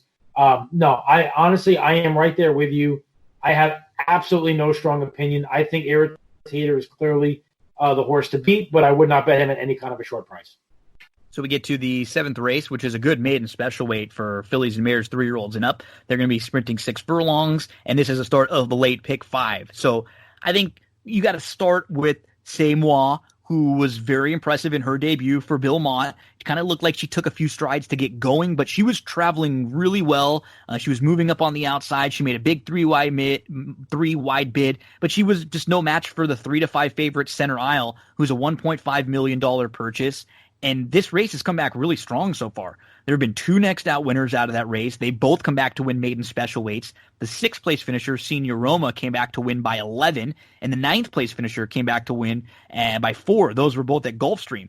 This is a barn that's much better second out. So I'm not against C'est Moi in here. I do think there are a couple other fun horses that have a little bit of upside to include. And our boy, Giraud, he's on a horse that's got some good speed to the outside and a horse that kind of fits the profile that he's good with horses on the lead. That's Stonewood. The 3 horses to the outside, they're not in quote unquote speed figure range with C'est Moi, but they're lightly raced with plenty of upside. Offering Bernadette the Jet had legit trouble. Stonewood, you can make cases for them. I mean, Skinny Dip, he got a little bit of action. He's got some figures that aren't far off from C'est Moi. This is a fun race. I mean, Saints Nation you can make a little case for too. So are you more on the C'est Moi towers over this field, or are you spreading out a little bit? What's your approach in the 7th? I mean, my viewpoint is that if she runs back to that race, she's going to win. Center Isle could be anything at this point. Mott, second-time starter. I mean, if she moves forward, she's going to be a handful. But there are some interesting horses in here. Bernadette the Jet is a half to social inclusion by American Pharaoh. Off the layoff, but Graham Motion has won with this type. He's not bad off this kind of a layoff. I know the speed figures don't look too inviting, but Laurel sometimes can be a little bit quirky with the speed figures on the buyers. So don't let that throw you. The post, I actually like the outside post when you're talking about, over here at Churchill. I would rather the race be 7 furlongs than 6. But Bernadette the Jet is interesting to me. Now, you have another American Pharaoh in here in the 9 rocks that I got.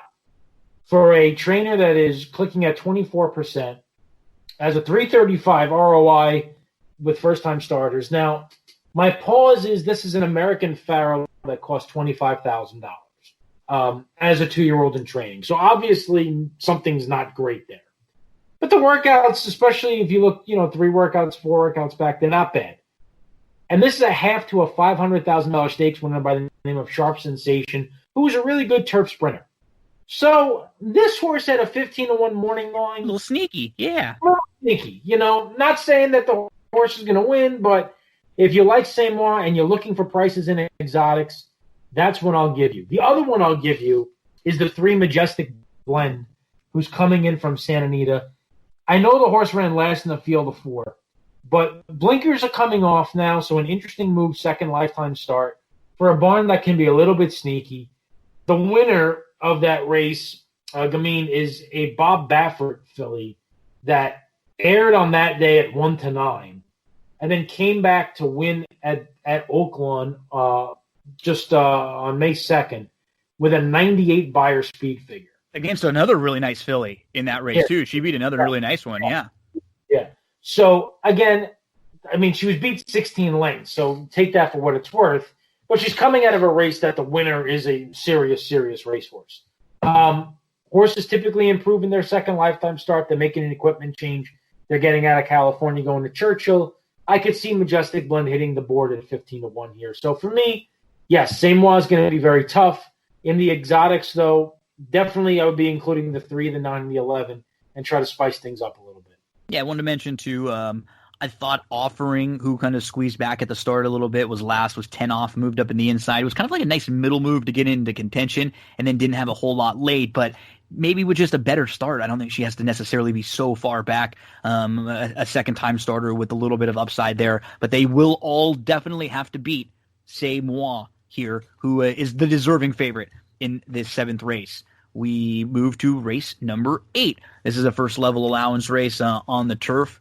And, yeah, good betting race here, I think, because you can go in different directions. I think with Mike Maker taking over a horse going long on the grass, I'm always going to take note. He does an excellent job with horses like that, so I immediately give a look to Lebec.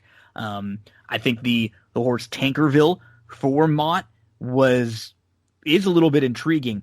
I watched the race over in Ireland on August the 29th, and she was last to 4. She was chasing.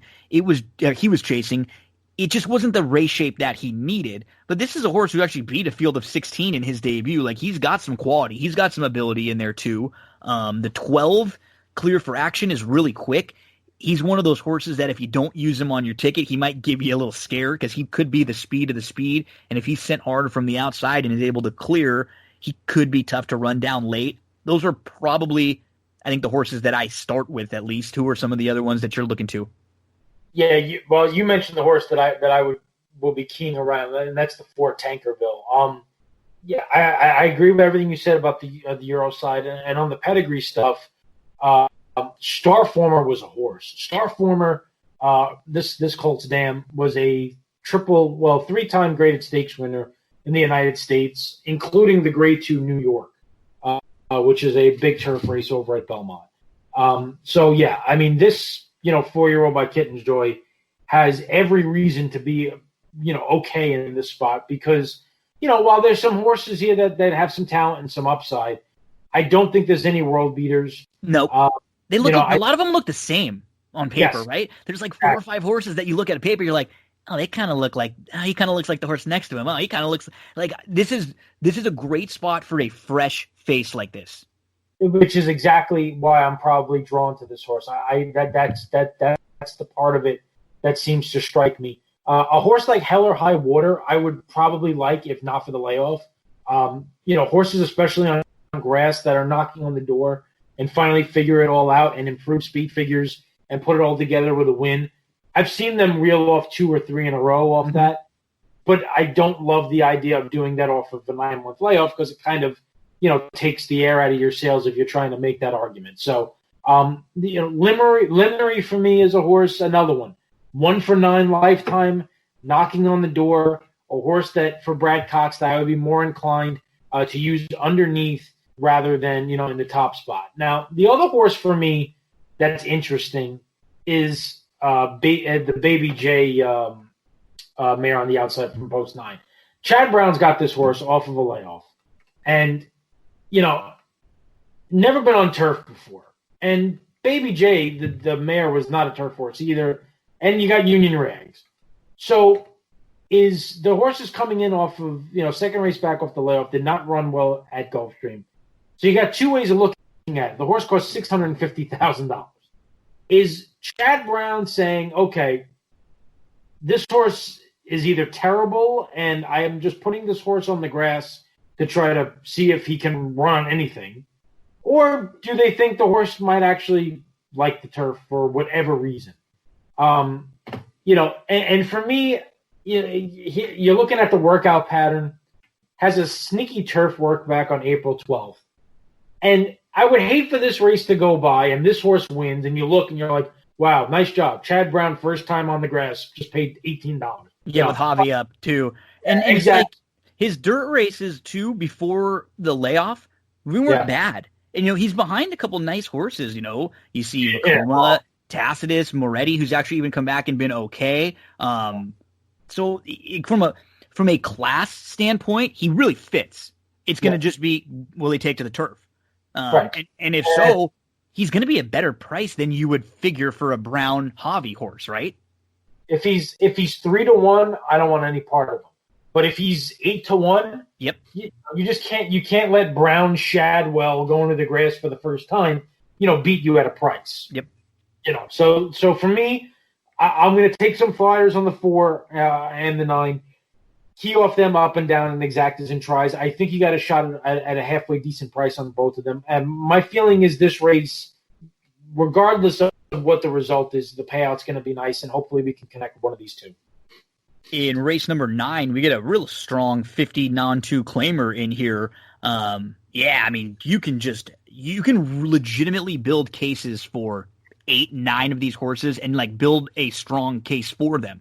A couple of the horses that I'm going to at least start with, the 2 at Har, who, you see that he was claimed for a maiden 50 and you think he might be a little bit cheap, but he's coming out of a decent race where he was put up via DQ, and Finnick the Fierce came back out of that race to run pretty well. And his maiden breaking score on February the 21st at Oaklawn was really good. I think he gets the kind of trip that's going to fit well in this race. 7 furlongs feels like a perfect distance for him. In his last start, he was forced, no joke, 7 wide into the first turn. He just loses a ton of ground, so he ends up having to settle 8th, 6 or 7 lengths off of it. He's on the outside. It's 3 deep. He tries to angle, to the 5 or 6 path, and he's going well late. He's not even that far out of second when all the running is done. And that's a horse that's kind of going to be one of my top tier horses. And then the 5, you start to dig into this race a little bit and you figure, big field like this, there's probably, this 7 furlong race, there's probably a couple really, really fast sprinters. There's not a ton of speed on paper, at least for this kind of a race. And Royal Commission, he wired a group in his debut. It was a pretty nice effort. He puts them all away and kicks clear after. That's a maiden 50 group. And then in his second start, he hooks No Parole, who was super freaky last time out. I know this was a horse that you actually liked in the Rebel, and No Parole is a legitimately talented animal. So when you're not able to, to get the lead or show speed in a race that he's showing speed, that doesn't bother me at all. He's one of the quickest horses out there, and he kind of, Royal Commission kind of broke well, but he took back a little bit. And I think he's a little sneaky. Those are 2 horses that I'll at least start with mentioning. Who are some of the horses you look to in this race? So I get tripped up here because I'm probably not going to like him here. The 1 Patrol, I actually put in my virtual stable because I really liked his debut. Then he showed up on the grass at Gulfstream, which I thought was a really weird spot given the pedigree. Didn't run really much of a step after getting bumped early on. And now he goes back to the dirt, which I would be happy about. But they put a $50,000 tag on this horse. I know, and he's a $350,000 purchase too. So that's bad. That's not a good sign. So in that situation, with him, even though he's a horse that I liked off his first lifetime start, I probably end up playing against here. A horse that I think is interesting, and I don't necessarily know if he can win because he doesn't have very much of a win record, but he's going to be a price that could help your exotics, is the 9 Box of Chocolates. Yeah. Yeah, I mean, just an honest horse. This is probably right around the level he needs to be at. Just needs pace to run at. Seems to have kind of settled into a more of a rallying style lately. He was really wide last time. It was a bit of an issue in the stretch there. He got that inside shuffle too early on. Yeah. And his races look a little bit better than they are, and his speed figures really do fit. Again, I can't, it's hard for me to endorse a horse that's 1 for 15 on top, but I think he fits in this field. He's going to be 10, 12 to 1, and I think he can definitely help out your exotics. And he's the type of horse that I think you could build some tickets around. The other one that I'll mention that I don't know what to do with is Admire. Yeah, that's the one. Yep. He's weird because, the connections obviously thought a lot of him because they ran him in the Withers in his third lifetime start, and he ran okay. Earned an 87 buyer speed figure, decent enough. Ran the Tampa Bay Derby, didn't do much of anything. Then even though they ran him back in the Bluegrass, he got buried. Ran him one more time, and by that point, the horse is just thrown in the towel.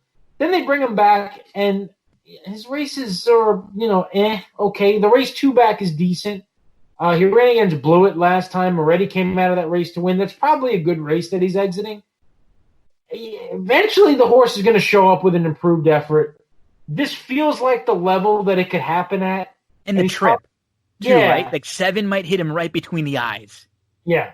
And, I mean, I just see that this could potentially be a spot where this horse wakes up, and he might do it at 5, 6 to 1. So, for me, I'll be looking at the 9 and the 12 here probably to build some tickets around. Yeah, there's so many ways to go in this race that you'll probably be spreading out in some of the multi-exotics. But when you're watching this race individually, and if you're playing it like singly, make sure you get a little bit of value because you're going to be able to get an inflated price on at least a couple of horses in here. So make sure you get like the value that you want because we've mentioned Patrol, Adar, Royal Commission, and Admire as all kind of live price-ish horses. The 8 Box or the 8 Hirsch. I mean, I could see this horse sneaking into it. He kind of needs the trip, but he's capable on his best days. Box of Chocolates, absolutely. And what do you do with a horse like Sacred Oath? Diodoro was winning everything at Oaklawn. And I mean, if this horse improves just a little bit, it wouldn't be a huge shock to see him get into the winner's circle. So this is just a good kind of a race for a pick 4 or pick 5 sequence because you're probably going to have to go deep to feel comfortable getting out of this race, and you can build cases for many. So I had a blast handicapping this 9th race, and then we lead into the 10th race, Darin, which is going to be where everything is built for me. Everything's going to be coming to Portrait, the Deuce. I've just been waiting for this cutback with Portrait. I liked her. I thought she was talented enough to be good, maybe going a little bit longer. But when you watch her races with her running style and how she just looms up and then just seemingly hits the wall at about the 7 furlong mile mark, she's done it in like both of her last starts. I mean, January the 18th, she sits 3 deep. She's on the outside. She's 3 off. She looms up 4 wide and looks like she is just going to blow right on by, and then she hangs. And she comes back in her last start on February the 14th, and she's right up on the lead going into the turn. She's 3 deep. She's pressing just off. She moves up and takes the lead without being asked. Opens up 2. Again, you think, oh, this is going to be an easy win, and she ends up getting nailed late. I just think this cutback is going to hit her perfectly. She's run well before at Churchill. I like Portrait a lot in here. I'm going to try to key her in some of the late exotics. I'll probably be singling her here. Yeah, I think she's the horse to beat. She has the profile of a horse that I like on the cutback, as you said. You pretty much said everything that I said. Brad Cox has big numbers, obviously, with this kind of move. The other horse that intrigues me is the 8-4 Graces. Yep. Last time out, obviously, that field is going to come back good because the 3rd place finisher, came back to win. A beaten favorite there, might have just regressed off of a big first race. That happens sometimes. I like the cutback here from a mile to 7 furlongs. If you recognize the name of the dam, this filly is actually a half to McCracken. So there's plenty of pedigree there. I like the outside post, has tactical early speed. For me, 2 and the 8 are the 2 horses that I like the most. The one horse that I have no idea what to do with is the 11 Aurelia Garland, who went off at 3-5 as a 2-year-old for Wesley Ward and aired as so many Wesley Ward 2-year-olds did in 2019. Now goes out to a different barn, stretches out from 5 furlongs to 7, makes first start back in a year for a trainer that's got putrid numbers, 0 for 19, first time with a horse, 0 for 17 off this kind of a layoff. But obviously there's some talent there. And Ortiz gets them out. I'll feel dumb if this horse comes back and wins and runs a big race again, but I would also feel dumb betting the horse and she runs 9th, beat 18 lengths, which I think is just as possible. So she's the horse in the race that I have the most difficulty deciphering. Yeah.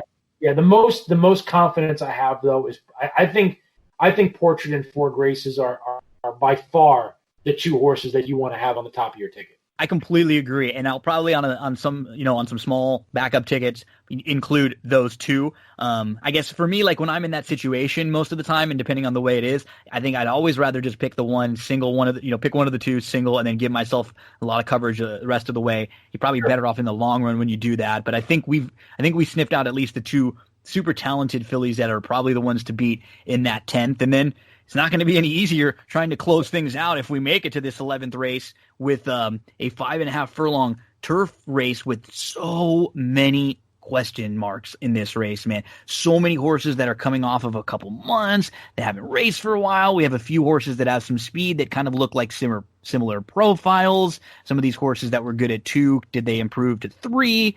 I know that I'm going to be using Call on Mischief in most of my tickets, because what I like about her is I think you put a line through the sloppy race 2 starts back, and I like what she did in her first start at 3 back in February. She kind of kept to the rail. She shot up an early stretch. She angled around. It was just a strong W. And I don't think I have as many questions about her sprinting on the grass as I do many others in here that may be a little one-dimensional. She kind of has the horse the style of a horse who should get a good late rally in this race. So I'll use her. But I mean, Darin, you could sell me on like almost anyone in this race. Like the 10, the 11, and the 6 are kind of horses that I have in the top tier. I mean, Fly So Pretty was pretty good. Chili Pettin's really quick. I wouldn't be against using, like Karak. The 5 has got a little bit of a sneaky pedigree on the grass. The Dam actually won a couple times on the turf. That's a legit fast filly who just won over at Aqueduct and tries grass for the first time.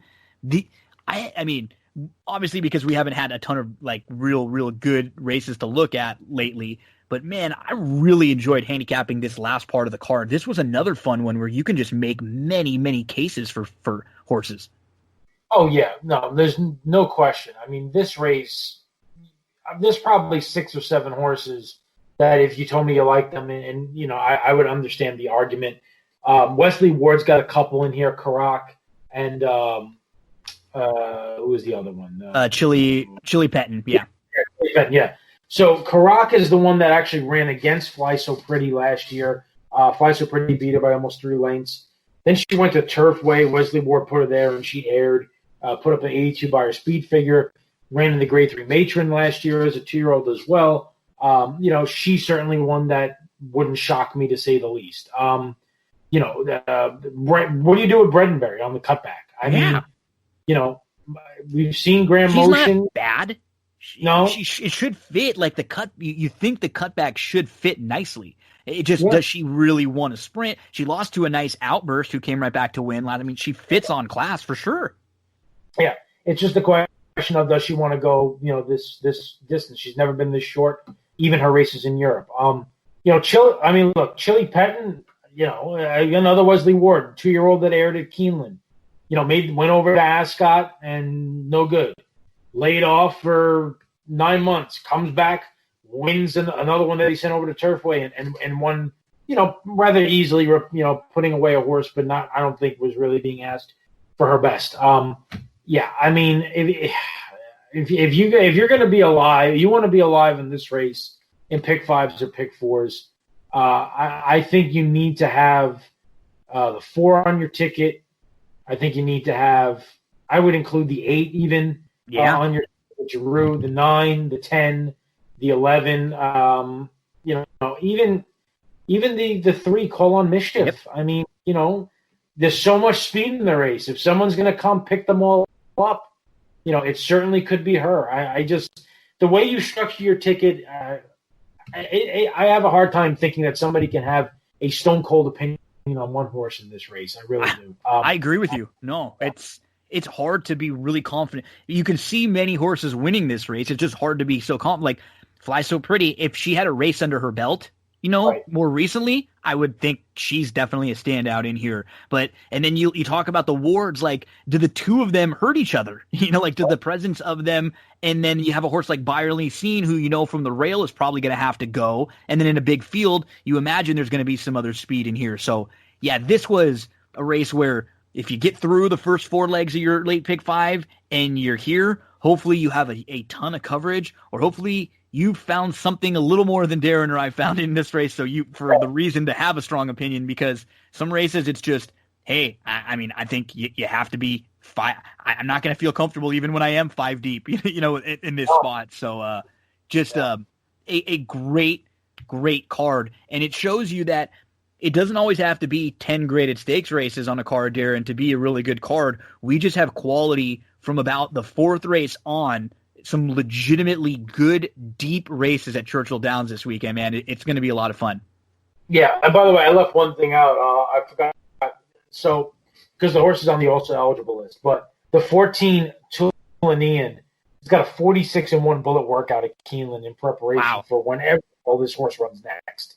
I don't know if she's getting in, and it's hard to win from the 14, but just make a note on her wherever she shows up. Yeah, keep an eye on, because you don't work 46-1 best of 48 breezing without some ability. So, Amos, wherever he gets this filly to go, keep an eye on her. You miss some things because it's on the also eligible list. But yeah, I mean, look, it's a stacked betting card. It's huge fields, great betting opportunities, and you get the return of Monomoy Girl, which kind of, really plays towards our fandom of racing in addition to our betting aspect. So, it's great to have Churchill back. I'm looking forward to hearing Travis Stone back behind the mic as well. And it should be a fun Saturday beneath the Twin Spires.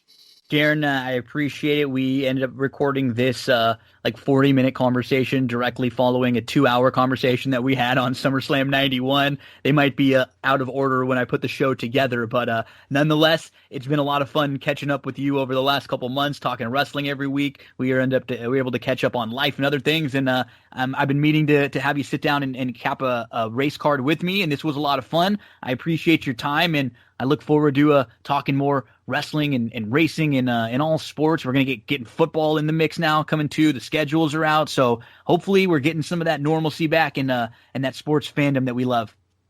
I don't know if I want to talk about football because USA Today just projected the Giants to be 2-14.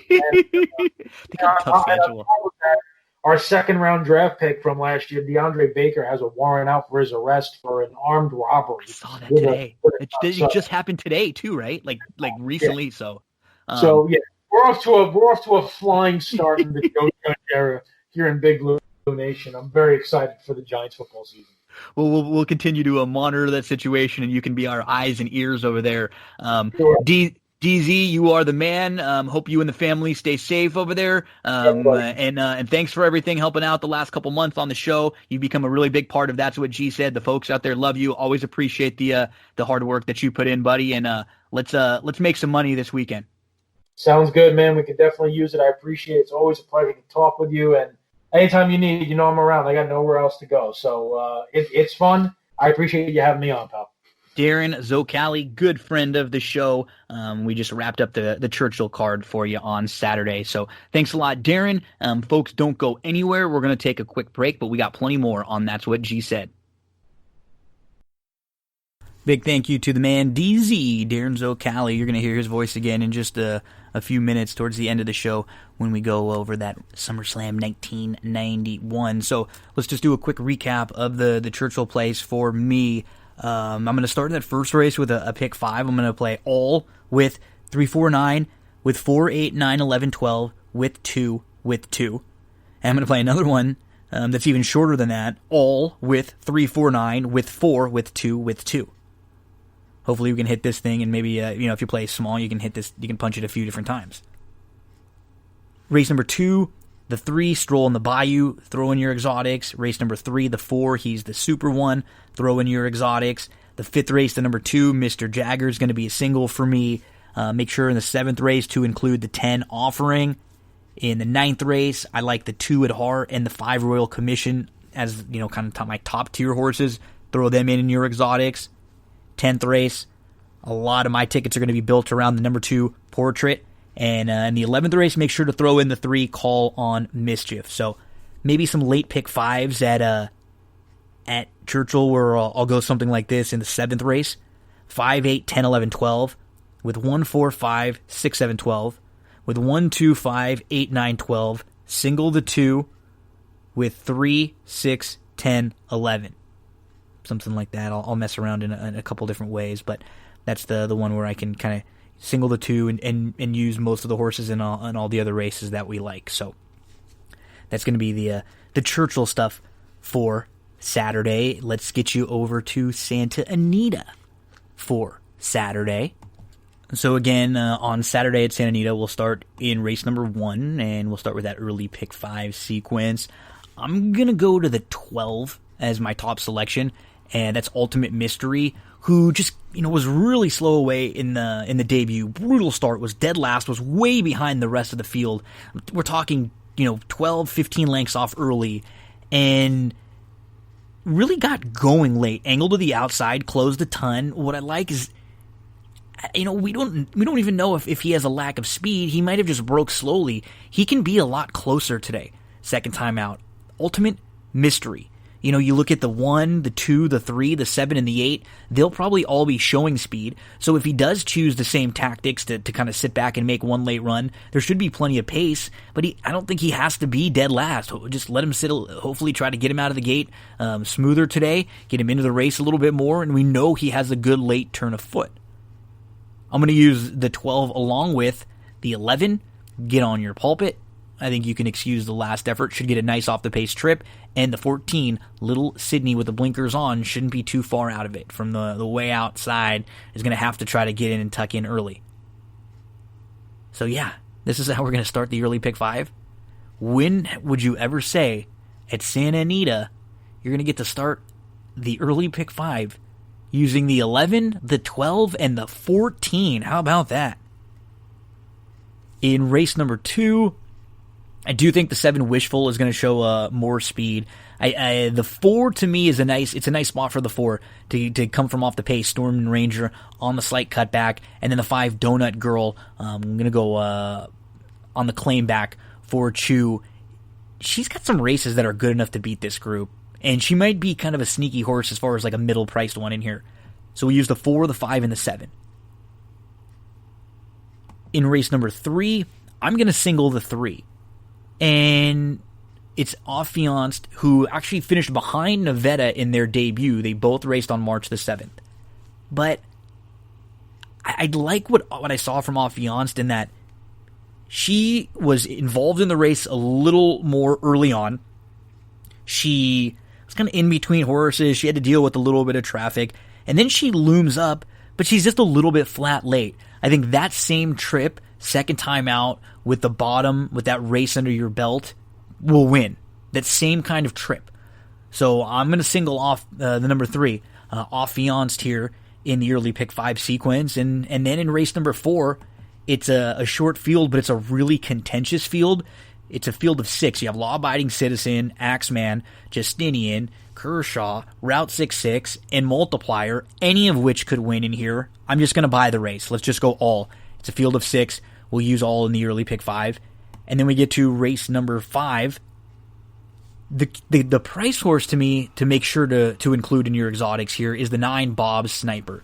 So he's okay on the main track. He's actually got some decent races. When you dig into him on the grass, he's only run once on the turf. He got crushed. He actually tried to get on the grass earlier on in his career, and that race was taken off the grass.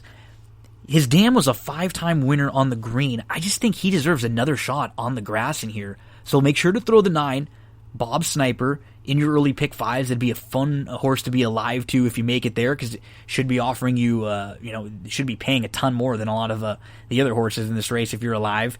And then, along with the 9, we'll be using, logical horses. The 1 where the Turk is going to go third off the bench and is going to go back to long on the grass, probably going to be really close from the inside. The 2, Chris's Wildcat, forwardly placed, and Pratt jumps aboard. And the 8, Liberal, who is another one who it seems like the grass will be a nice fit for Liberal. So we'll close things out with the 1, 2, 4, 8, 9. So that early pick 5 at Santa Anita is going to look something like 11, 12, 14, with 4, 5, 7, with 3, with 1, 2, 4, 8, 9. We move to race number 6. As one pick 5 ends, another pick 5 begins, the late pick 5 sequence.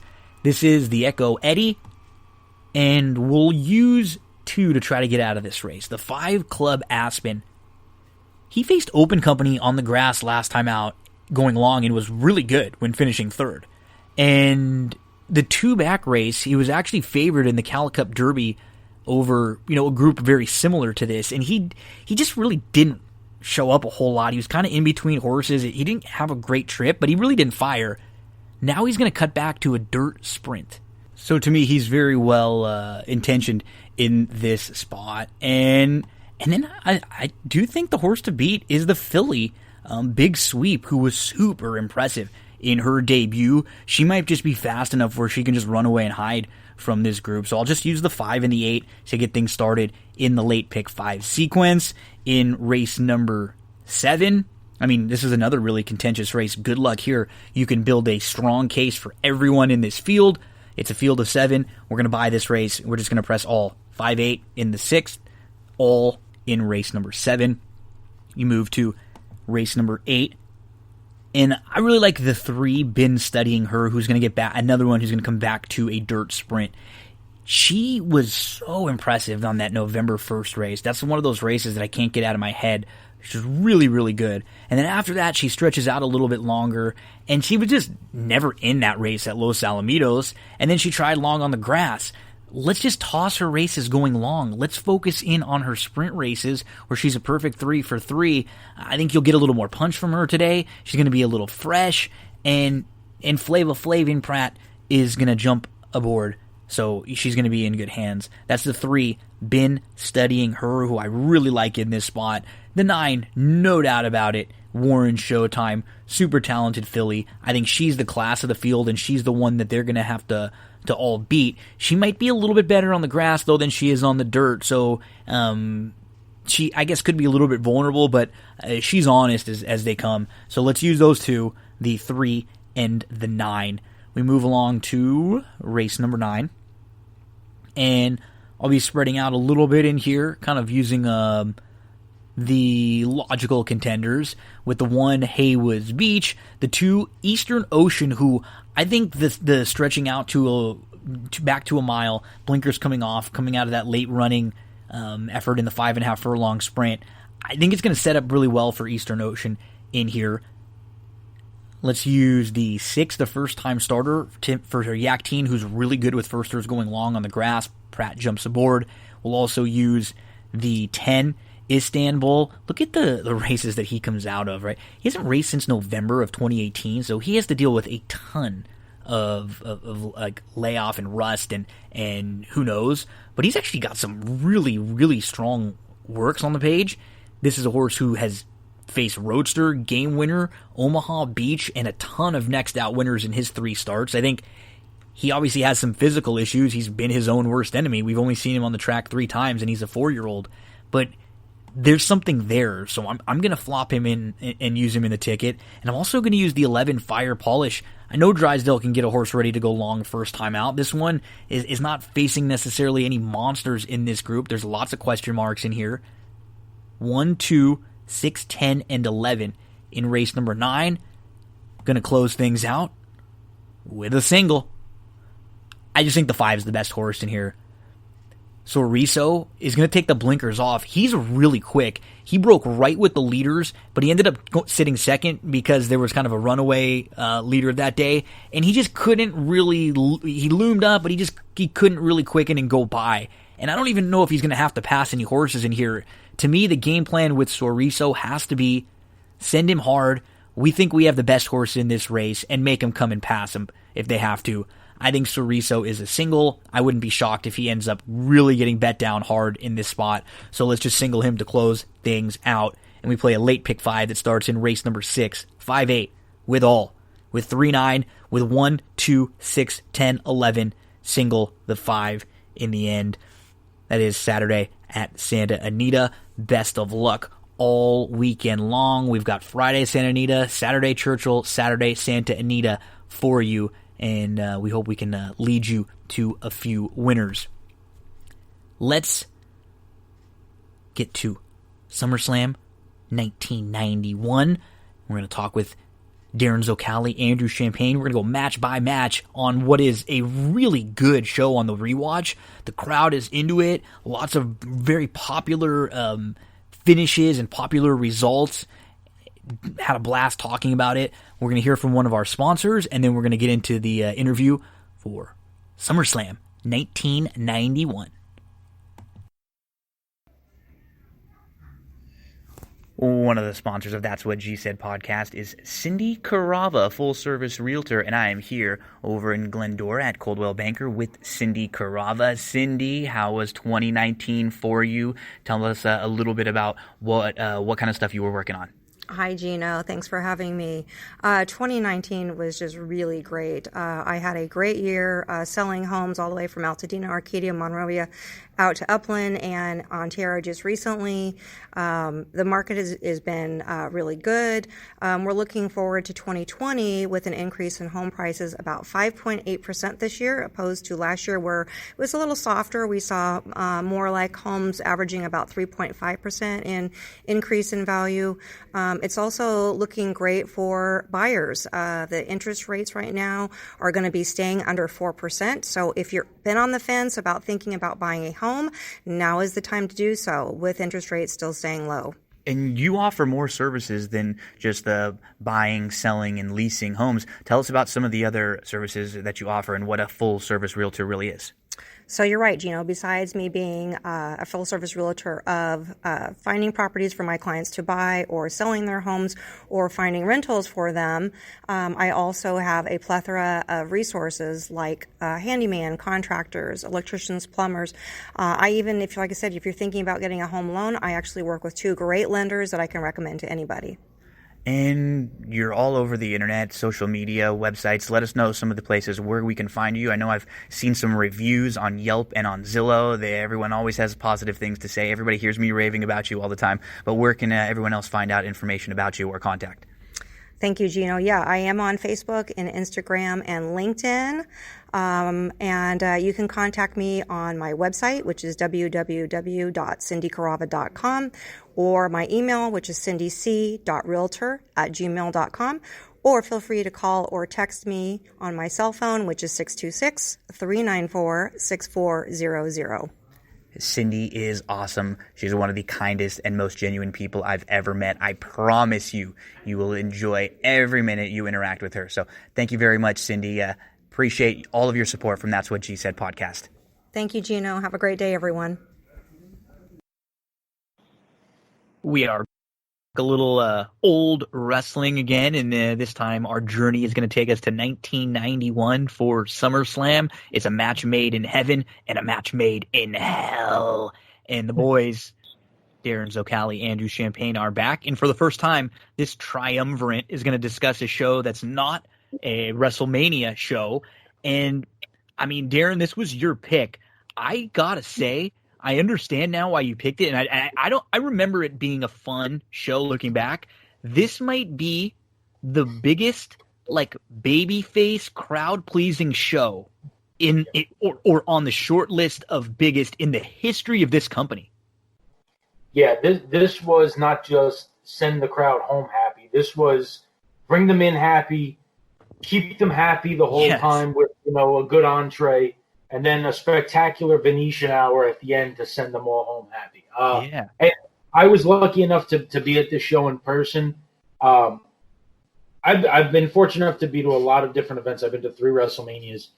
From start to finish, the most consistent hot crowd I've ever been in. There's no peaks and valleys to it. This crowd was on edge, was raring to go from the 6-man tag. Lots to be excited about too. Yeah. Everything. I mean, and it was a very loud building. I was in this building for a couple SummerSlams, for WrestleMania 10. This particular show was the loudest and the most consistent noise that I remember, and it was a really, really fun show. Yeah, I mean, this, in watching from start to finish, especially at the time, maybe not given what we know now about the last 20 minutes, and we'll get to that way down the line. From a wrestling standpoint, lots of baby faces going over, everybody bringing it, and an in-ring main event that we'll get to that I was very pleasantly surprised by on the rewatch. Yeah, just do good. I mean, so quickly, and we'll get into everything, we get a good babyface 6-man tag win to start with Bulldog Dragon and Texas Tornado getting a win. You get Bret Hart winning the IC title. Virgil wins the $1 million belt over DiBiase. The Big Boss Man wins the jailhouse match and sends the Mountie into the jail skits that we see throughout the evening. LOD wins the tag titles. You get an Andre appearance on the show. Hogan and Warrior win, and you get Sid turning on the babyface side. And then you get Macho Man and Elizabeth with the wedding. Legitimately, like 7 or 8 moments that are like a WrestleMania moment on this SummerSlam show, which was really cool. One of the real pleasant surprises on the rewatches. Always liked the show, always liked a couple of the matches, but top to bottom, a lot of fun. And remember, this is 91 now. We talked about WrestleMania 7. If you want to go back and listen to it, we recap that full show. And that was just a kind of a pleasantly surprising good show, too, for the most part throughout. And the only thing that was kind of weird about this show is that you have the Slaughter, Adnan, and Mustafa team of, these Iraqi sympathizers. And at this point, the war was kind of over. Like, even when WrestleMania had started, it was like starting to kind of wind down. And so the angle wasn't really as hot as it had been like right when it started, the Slaughter stuff. And so at this point, it wasn't, very hot. And so they had to try to stack the deck a little bit too by adding Sid in the mix, and maybe he's going to turn heel, because the Slaughter, Mustafa, Adnan team, this didn't ever seem like a very formidable team. Like, I remember thinking there is just no way in hell these guys are beating Ultimate Warrior and Hulk. Yeah, I mean, if there is one drawback from the main event, you got 2 of the biggest, just physically imposing and iconic faces of the company in a tag match against Slaughter and the Iron Sheik 2.0. Yeah. I mean, that's like the only thing about it. You do get, and to be honest with you, a big part of that match ends up being Sid. Yes. The storyline, and we'll talk about it, the story around him. And my God, is he jacked out of his mind? He looks great. Jeez. Oh my God, looks phenomenal. And another thing, the crowd, I remember it, hot for Sid, man. I mean, really hot for Sid. And, he becomes a big story. He's the guy that gets called out to pose. I remember everybody thinking when I was there, Hogan was waving back to the locker room for somebody to come out. And we all thought it was going to be the Warrior who just chased everybody out with the chair. And Sid shows back up. And, of course, we find out afterwards that the Warrior got fired when he walked through the curtain. And we'll talk about that when we get there. But, yeah, it was a cool main event. And, the Sid element to it also added some, maybe you thought he was going to screw Hogan and the Warrior. It was the only way it was going to happen, but it was a cool part of it. Andrew, doesn't it feel like, we end this show with Hulk Hogan, or we the second to last segment of the show, we end the show with the wedding, but the last match of the show, it's Hogan doing his posing at the end. And it's crazy. This is, summer of 91. And we're not even a year later, in WrestleMania 92, Hogan's basically gone. He comes back, for his WrestleMania, his next year, small little run where he wins at Mania. But that's basically it. Come 92, doesn't that feel like a million years away from where we are in this show? Honestly, no. And no, I'm okay. Throw you a curveball because there's a promo for a Hulk Hogan retrospective that airs right after the Mr. Perfect Bret Hart match. That's a good point. Which, it's a good by find. the way, is a tremendous match that I'm looking forward to talking about with you guys because there's a lot to unpack there. But I saw that retrospective, and obviously at that point, WWF wasn't doing the kind of 3 DVD box sets that they churn out for every mid-carder ever nowadays. But it certainly seemed like they were preparing for him to be gone. Now, how you plan for a guy like Hulk Hogan to be gone when he's been the focal point of the promotion for the better part of 10 years, that's another story. Especially when you got Warrior leaving. Exactly. who you thought was going to be your 1A, and he's gone at the end of the show. And you bring Sid in, and mind you, I am not the world's biggest fan of Sid as a worker, but my goodness, if any guy ever had the look for the wrestling business, it was Sid. And whenever anybody talks about star quality, anybody talks about this sort of innate charisma, just point to a picture of Sid. It doesn't matter if it's Sid Justice, Psycho Sid, Sid Vicious, whatever. Dude had it. And it wouldn't have shocked, I think, anybody down the line if you had said, okay, Hogan and Sid are going to main event WrestleMania. What would have shocked people, I think, is not only was Hogan going to be gone, but Warrior's obviously going to be gone. Sid's going to be gone. Slaughter's going to be back to being a pro-USA babyface as if nothing happened. There's a lot going on here, and there's a lot to unpack once we get to that main event. Yeah, even someone like Perfect, who's gone after this for a while too. He's been a big part of like the upper mid card for a while, and then he transitions into being the financial consultant for or financial advisor for Ric Flair, and kind of Ric Flair's like quote unquote manager as the brain becomes more full time on the commentary table. So. Yeah, this is a great show. We have a lot to talk about. We get into all of it as we go specifically match by match. So let's just do that and we'll get started. We have August 26, 1991. We're at Madison Square Garden. As Darin mentioned, he was there. And we get the big Vince voice to start with a match made in heaven and the match made in hell. And that's pretty good, man. Yeah, doing my best. And we get a... This is an interesting commentary team because we get two of our favorites. We get the Bobby Gorilla combo that we like, and we get Piper in the mix. And you know what? I think it took a little while for their footing, and Piper can kind of get a little crazy in some spots, but he's not awful here. And I didn't mind him on the commentary table because I think he did add a little something being like that former wrestler who we've just seen. You kind of believed, like his words carried a little bit of weight, especially when you're a kid. With Piper. So, I thought this team was solid. We'll mention some of their stuff throughout the show. And we get a fast, quick 6-man tag to start. I love this tag match. This is Bulldog, Dragon, and Texas Tornado versus Warlord and Power and Glory. Dragon, who's Dragon? This is Ricky Steamboat, but you wouldn't have known it because they don't say his name at all. I mean, they only call him Dragon. Vince McMahon was, it's funny how and who Vince kind of holds certain grudges against. And for some reason, Ricky Steamboat was one of them. Vince was always mad at him for leaving to spend a little bit of time with his wife after the birth of their son around WrestleMania 3 time. And he really held it against Ricky, for the rest of his time when he was in WWF and then when he came back to WWF. But the crowd's super hot for the baby faces. All three of them get in. They get some cheers. Dragon get caught. I mean, he's in there for a while. He's selling for a bit.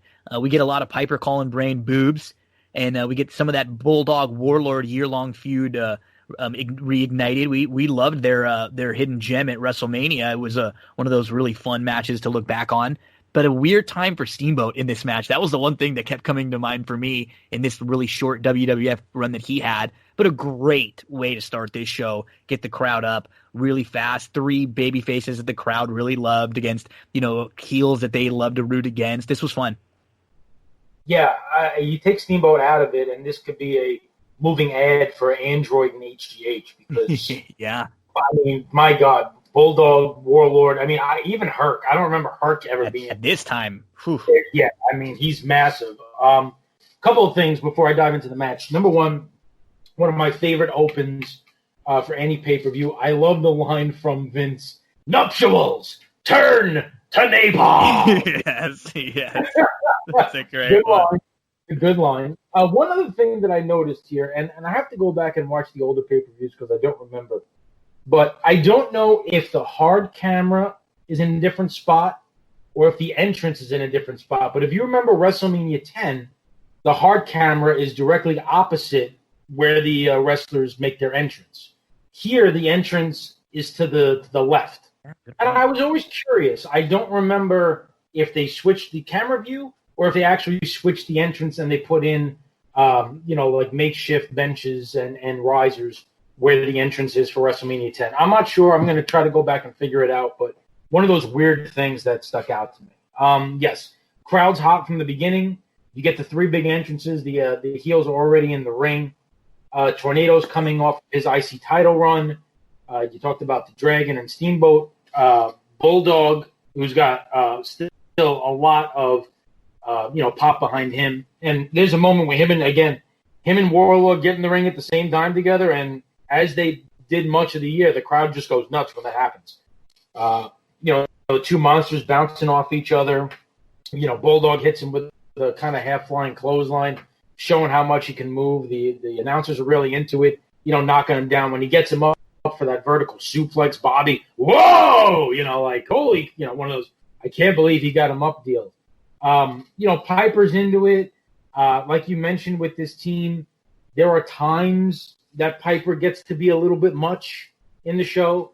There are times that his contributions actually make things better. At times in like the Virgil and DiBiase match where he talks about his bomb there. But the one thing about this match that I actually put a negative to, Bulldog messes up the ending. And I don't know if you noticed. Yeah. Yep. Yeah. Bulldog hits the power slam on Roma. And it's like he forgets who's supposed to get the cover. And he's clearly supposed to tag the Dragon. But then he kind of makes a move to go tag Steamboat. And then he goes back for the cover off his finisher. And Roma has to kick out of it. So he kicks out of Bulldog's finisher. People don't really notice it because there's all kind of chaos going on. There's a lot happening. Yeah. And Dragon hits the high cross body for the win. But aside from that, it's a pretty cool match. The babyfaces get the win. There's some good moves in there. You get the big power versus power thing with Warlord and Bulldog again. I enjoyed it. A really good way to start the pay-per-view, I thought. Darin, I'm going to piggyback off of what you just said because I noticed something else about that finish. And when you brought up Bulldog, it made total sense. Bulldog has to tag Steamboat in. The referee's back is turned. Go back and watch. They make the tag. The referee's in the opposite corner. His back is to the face's corner. And if we're going to be complete sticklers for the arbitrary rules of professional wrestling, as adhered to by smart fans everywhere, that tag should not have counted. Now, obviously, there was something going on there, and nobody complained because it was a really good opening match that gets lost to history a little bit, in large part because you hear the names Warlord and Power of Glory, you think of three guys that can't really work. You hear Kerry Von Erich, the Texas Tornado, and you think guy on one foot, tons of personal issues. But this was a really good use of all six guys.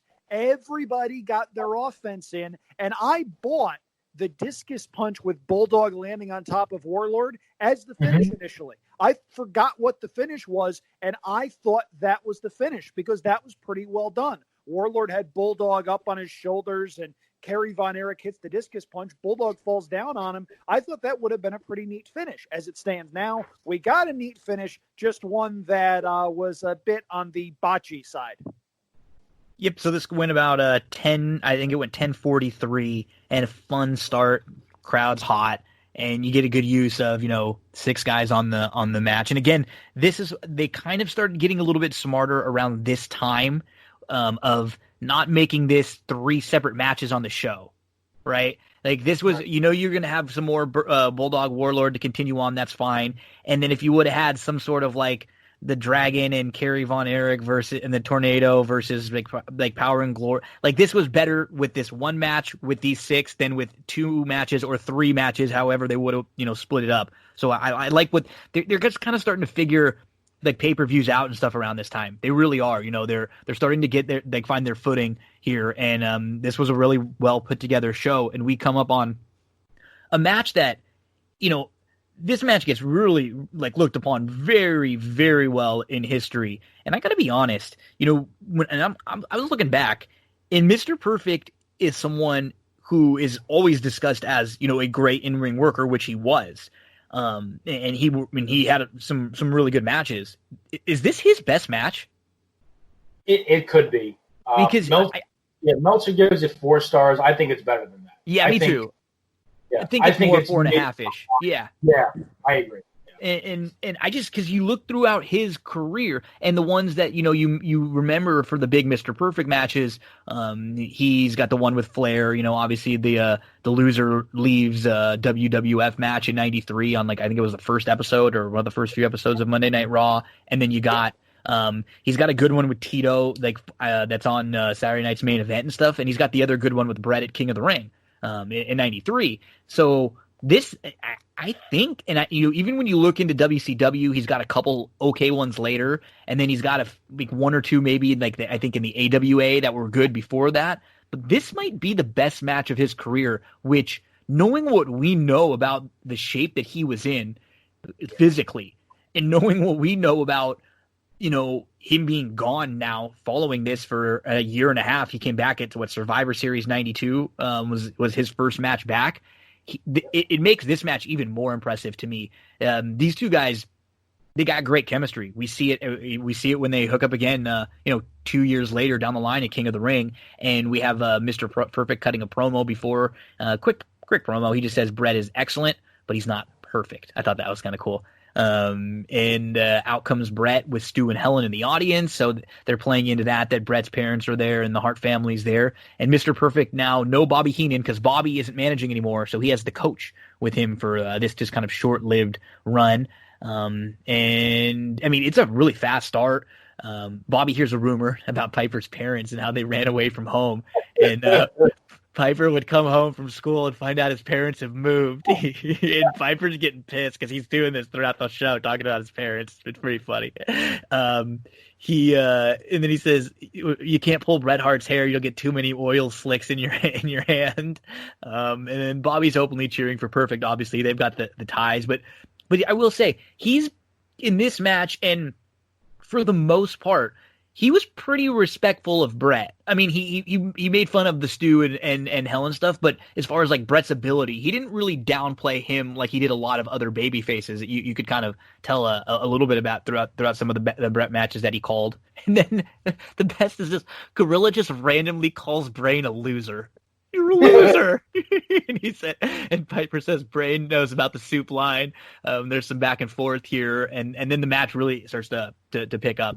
Perfect looks so good for just being possibly injured, Bobby and Brain getting into it, and then Perfect gets the advantage.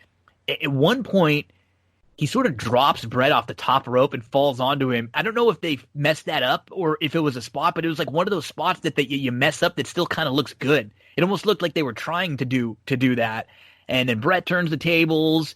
He takes the advantage for a while. There's some things we're going to miss, obviously, but Darin, I mean, this is back and forth, and we really start to – I don't know if this was the first time, but this is the first time I can remember seeing that real Bret sequence of moves, in one of his singles matches where you get the advantage. He's getting the suplex, and he hits his his side Russian leg sweep, the backbreaker, the short elbow off the ropes. We get that sequence that we came to know for years from Bret.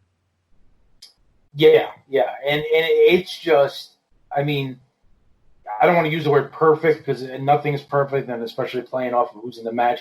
It's as technically sound of a match that you're going to see. Yep. The spot that you're talking about, Gino, even if it was a botch, you'll never know it. And if it was a botch, here's what makes it even more brilliant. Because if you remember, when Perfect falls on him, It's like the referee's caught off guard by it. Yeah. And slow counting the 3, and Perfect grabs Hebner by the face and shoves him into the corner, and it becomes like this whole thing between Perfect and the ref. So even if it was a botch, Perfect turned it into a great moment in the match, and you wouldn't even know.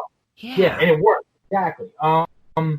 Yeah, I mean, by the way, what we're talking about with the shape that Perfect's in, he's got a herniated disc and a broken tailbone in this match, which is like crazy that you can even move. I mean, I take my daughter around and I'm pulling her on our bicycle because she's refusing to pedal, and my back is killing me for 3 days. So that's incredible. Yeah, I mean, beyond just the wrestling, the way they tell the story, you think these two guys genuinely hate each other, throwing each other across the ring by the hair, constantly grabbing the hair. There's a couple of really cool sequences of moves. The high cross body from where Bret gets knocked out of the ring, jumps back on the ring, he hits that shoulder to Perfect's gut, and Perfect's like lower half just goes flying out up into the air. You get the sunset flip right into the side headlock. It's like bang, bang, bang, fast stuff. You get those slams and kick-ups where they're kicking off the guy that just slammed them so they can get back up. Just really cool sequences.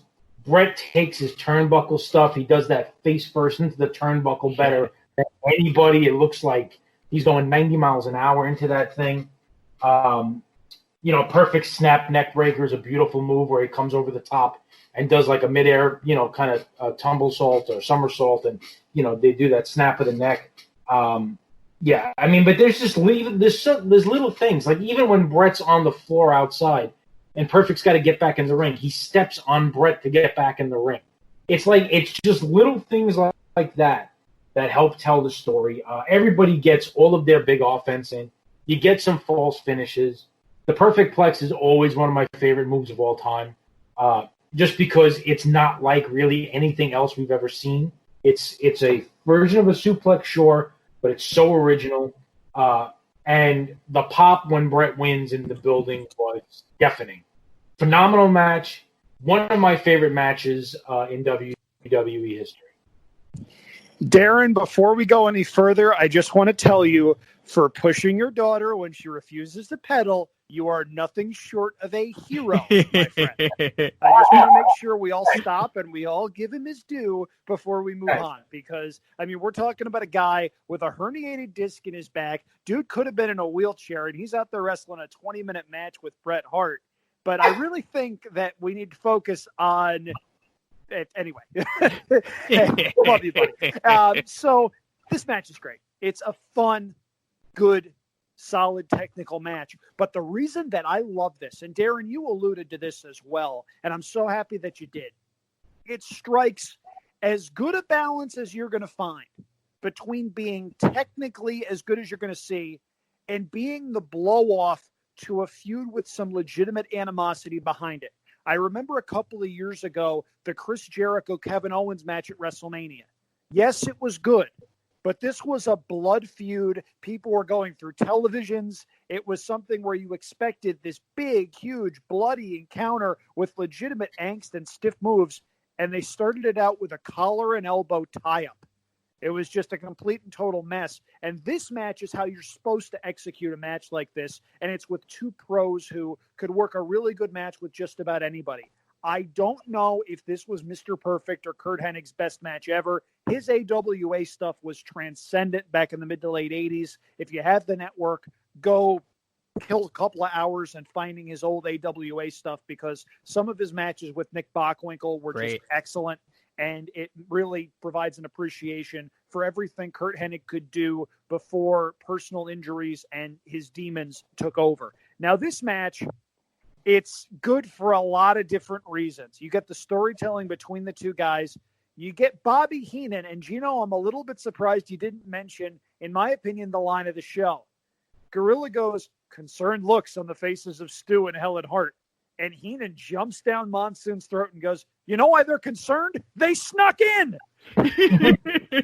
Such a good line. Such a good line. And I loved how Stu Hart, for being as tough as he was, for being as respected as he was, never saw himself as above that sort of thing. He was always happy to be in on the show with Heenan and Jesse Ventura and Jerry Lawler. My God, Jerry Lawler. It added a lot to the proceedings because here you have this respected patriarch and you have this uppity heel that you're just hoping gets his comeuppance in some way, shape, or form. But ultimately, he'll put his foot in his mouth at some point. We'll all laugh, and it'll be part of the show. Brett kicks out of the perfect plex. This hadn't been done. No, I don't think so. At this time, WWF was still protecting finishers. Now you see 4 or 5 finishing moves in a match, and it's nothing. At that point, if someone hit their finishing move on you, match was over, you were out. Hart kicks out of the perfect plex, and then a couple minutes later, counters the submission into the sharpshooter. It was a really cool spot. The only hole, though, is Earl Hebner, stop me if you've heard this before, rings the bell a little early. I think, and I wonder if he was trying to help Perfect a little bit here. Might you know what I been. mean? Like, and that's what I thought, and you're right, because it's so quick. Like, I mean, he gets it on immediately, and Brett hasn't even sat down, and he's already calling for the bell. Yeah, it's still a great match, and it takes nothing away from it. The last thing that I wanted to touch on is Brett goes into the crowd, hugs his family, whatever. Lord Alfred Hayes, and I'm not going to try to do the accent. Please, I'm not going to do it. I have too much respect for both the two of you, who I like very much, and for the listeners out there to do the accent. But Lord Alfred Hayes does say, this is a highly emotional scene. And over his back shoulder, you see Stu Hart emotionless. Nothing. It's so freaking funny. Now, Helen throws herself into the act, and she's all happy for her boy. Her boy wins the title, comes and hugs his mom. That's great. And Stu Hart is just standing there like, eh. It's so good. The entire thing from start to finish is so good, and it's an example of putting somebody over on their way out the door, as Perfect did. The interaction with Stu after Lord Alfred says he's looking at him, and it looks like he's gonna like ask Stu to talk, and he says he asks him a question, and then Stu is like about to open his mouth and talk, and then Alfred goes, Stu Hart, overcome with excitement. Ask Stu what he's just like cuts him completely off. He asks him what he thinks. Stu says like 2 words, and then he just shuts him down. Too much excitement here. Back to you guys. I mean, it was just funny. One cool moment I'll tell you about in this match. That last sequence of blocked moves that ends up going into the sharpshooter. So when Brett blocks it and you start to see the legs get intertwined, the people in the crowd start to become aware of what's happening. And there was a slow build, like a buzz, as that was going on, where it was different than when he stands up, picks up the legs, puts through, where you know what's coming and you get this instant thing. It was like, is he trying to maybe...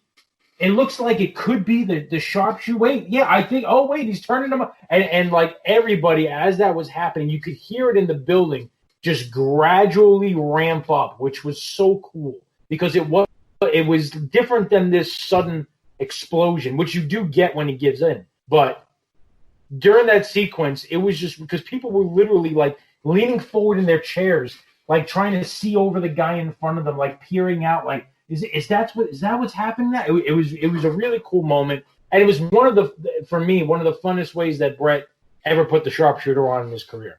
The way that I would liken that to is in the late 90s, there was a stretch in WCW where it seemed like Diamond Dallas Page would find one ridiculous way after another to apply the diamond cutter, out of and nowhere. You were wondering, oh! That's what I would liken that to, and it's really cool when you can get both a move and the guy doing it over like that in one shot. Yep. This is great all around. It goes just over 18 minutes, and I mean the crowd is so pumped at the end, and then throughout. I mean, there's big "Let's go Brett" chants late in this match. You get some cheating from the coach. He distracts Brett at one point, and just very, very, very good. I mean, like we said, maybe like the finish and like one thing here or there, but to me, this is like 4.5, between like a 4.5 to 5, even if you want to say it. Like, I think Brett might have, I think the only reason that this isn't is that you might be able to find a couple better Brett matches in his career, you know. And that's probably the only reason why this doesn't stack up as high, because maybe his matches with Owen and even the Davey match or the Austin match, you know, you probably have those held a tad higher than this, but not a whole hell of a lot. And this was great because this was like the first big moment for Brett as a single star. This was the big moment that just kind of slingshotted his career, because we're talking about a guy who in 13 months is the world champ. 14 months, you know, not long after this.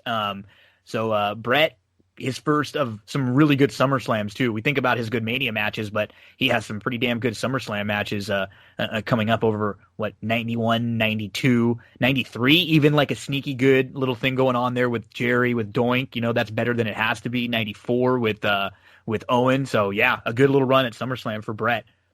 Now we get to the Bushwhackers with Andre the Giant backstage. They talk about the Natural Disasters. They got a match coming up with the Natural Disasters. You know, I believe there were supposed to be, or they wanted to get Andre in the tag team with the Earthquake, and that's what it was. And then they wanted to, I guess, to get Andre together with them, and when he wouldn't do so, they end up having they show it in kind of the build-up where Earthquake goes after Andre's leg, and poor guy, it's like he's literally just holding onto his leg while Andre slowly falls onto the mat. And this is Andre's final WWF appearance, right, Darin? Yeah, this is the last time we see him on pay-per-view TV. Absolutely correct. So yeah, it's very sad, and you know, I think within 2 years, Andre will be gone here, and they wanted to get Andre out, you know, because he helps give the Bushwhackers a little bit of oomph here, and they needed oomph. Let's be real. Yeah, and this was, I think, one of the down spots of the show when you talk about, you know, a really, really good show. This match ends up going 6 minutes and 27 seconds, but it's I think one of the first times the Natural Disasters are together. They've maybe been together on some Superstars and stuff, but this is I would think one of their first big appearances on a big show. So you're starting to build them up as this new kind of big heel tag team, and you want to give them a win, and you give them a win. You give them the opportunity here to do so. So this ends up going 6:27. The Natural Disasters get the win. I mean, this really isn't much, but what's funny is in the promos before, they talk about the Natural Disasters, and they say they're going to lick them and eat them and give them to Andre, which is just bizarre. And the one thing I wanted to mention about these guys too, you know, the Bushwhackers that we know from WWF was a goofy comedy gimmick team who came out and they were for the kids, but they never, ever seemed legitimate in any way, shape, or form. But when you go back and you look at this team before they came to WWF, and hey, they made a hell of a lot of money, I'm sure, working for Vince, and they didn't mind, quote unquote, selling out or maybe not being the same guys. I never like the term selling out. It's like you're playing a different role. This was the role that Vince cast them in the show. But they were badass dudes when they were the sheep herders. And before they came to WWF, I mean, they have wins over some huge tag teams, some major stars. I'm talking like wins over Piper in territories, like long feuds with them. They were guys that were in like blood feuds and big hardcore type matches. So it's really crazy to see them be these goofy Bushwhackers if you've seen any of their previous stuff, because they were legitimate badass dudes. And Bobby leaves commentary to go see Hulk. And the Natural Disasters, for the most part, dominate the match. Bushwhackers get a little offense in early, but it's more about like continuing the feud. Poor Bushwhackers are just playing a role here because they have nothing really to offer in this match. This is about getting Andre on the card, and then this is about furthering the feud with the Natural Disasters and the LOD, who end up coming out to save Andre. And the only thing you really see much of from Andre is he swings his cane at the Natural Disasters when they walk out in that Earthquake. But not really a match even. It is a match, but this is more like about the angle and furthering things. Yeah, and just to speak to what I was talking about before, even this match, which is a cool-down match, the crowd is louder than it should be for this match. And that goes to what I was talking about before. I'm glad you brought up the stuff about the sheep herders, because I was going to mention when they did the UWF Dark Side of the Ring the other night with what's his name, the guy that ran it, Herb Abrams. I don't know why I always say Ken. Herb Abrams. I was surprised that there was not something with the sheep herders because they were their tag team champions for a while. They beat DiBiase and Dr. Death, right? Steve Williams. So I thought that there would be something with them in there. But, I mean, believe it or not, the Bushwhackers were wrestling in, like, the late 60s. Yeah. No, they've been around for 28, 25 years at this point. Yeah, it's pretty wild. A random thing outside with Andre, I don't know if you notice it during the match, but where I was sitting, I was kind of sitting to the left of where the wrestlers would enter, maybe about 10 rows up into like the first level above the floor seats. Andre's kind of like right there where the entrance meets the ring almost. And at the beginning of the match, he sits down. He's sitting on a chair. Yeah. And at some point, somebody came over to him and made him get up and took the chair away. And you don't see it in the show. That's a good. Wow. It's weird because I remember his back was to me where I was sitting. Someone came over, gave him a tap, said something. He stood back up, and they took the chair away. And he ends up having a couple of spots on camera where like Earthquake rolls out of the ring and he's right in Andre's face and stuff. And maybe they wanted to make sure he was up for that. But I always found that weird that they made him get up because he was in really bad shape at this point. And, he probably needed those, walking assist devices, the kind of crutches that he had, not just for his knee. He had terrible back and other issues. But yeah, the match does what it's supposed to do. It gets the heels over. It's going to set up a bit of a rivalry between them and LOD. Match is what it is. You do get the pop at the end when LOD comes out. And it's basically just to kind of lay the groundwork for, them working with the natural disasters. But yeah, I had a couple of asides to that match because there's really not a whole lot to talk about in the ring. Poor Andre. Poor Andre. I mean, you look at this, and it's incredibly difficult to believe that a couple of years earlier, this guy was wrestling in front of 93,000 people, allegedly, at the Silver Dome in Detroit with Hulk Hogan, biggest show in the history of the company, and now he's punched over with the crutches, and as Darin mentioned, was sitting down, and they took the chair from him. I mean, there's something to be said for fading away with a little bit of dignity, and that just, now that you mention it, Darin, that stinks to high heaven, man. I understand why they might have felt like they needed to do that, but with 30 years of hindsight, it stinks. Yeah. Now, this match, on a little bit more of a funny note, there were a couple of really good lines right at the beginning.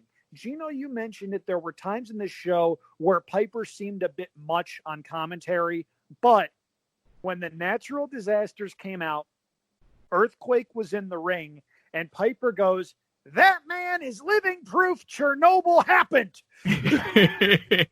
And Bobby Heenan, a couple minutes later, I don't know whether he felt threatened by that or if he felt the need to top it or whatever, but he had the ultimate "I don't want to laugh, but I'm laughing" line when he said, "If I was managing the Bushwhackers, I'd commit suicide." So bad. You watch the match and you watch the Bushwhackers doing the Bushwhacker shtick. Some way, somehow, these guys who don't look like they can walk and chew gum at the same time in this gimmick are over. I know. This crowd is going bananas for the Bushwhackers. They are. And I'm watching, and I'm trying to see the appeal, and I'm going, what? I know. This is on the screen. This is the third match on one of WWF's biggest shows of the year. Like, not entirely sure what was going on. I mean, obviously the plan was get the natural disasters over. They do that. They win the match. They go outside. There's a little bit of tension as far as, are they going to go after Andre? Road Warriors come out, make the save. The one thing that I did notice in that match more than anything else, and we can talk a little bit about this. Darin, you mentioned the layout of Madison Square Garden being far different than a traditional WWF or WWE arena.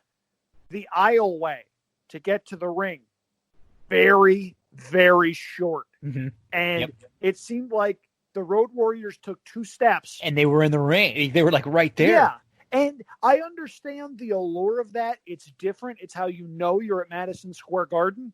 But at the same time, when you get guys who their big appeal is music hits, crowd goes crazy, seeing them walk to the ring, and you eliminate the time it takes for them to walk to the ring, it's not like it's a negative, but it takes a net positive and turns it into a neutral. Yeah. And that's something that we can talk about a little bit more because that does come into play when LOD comes out later.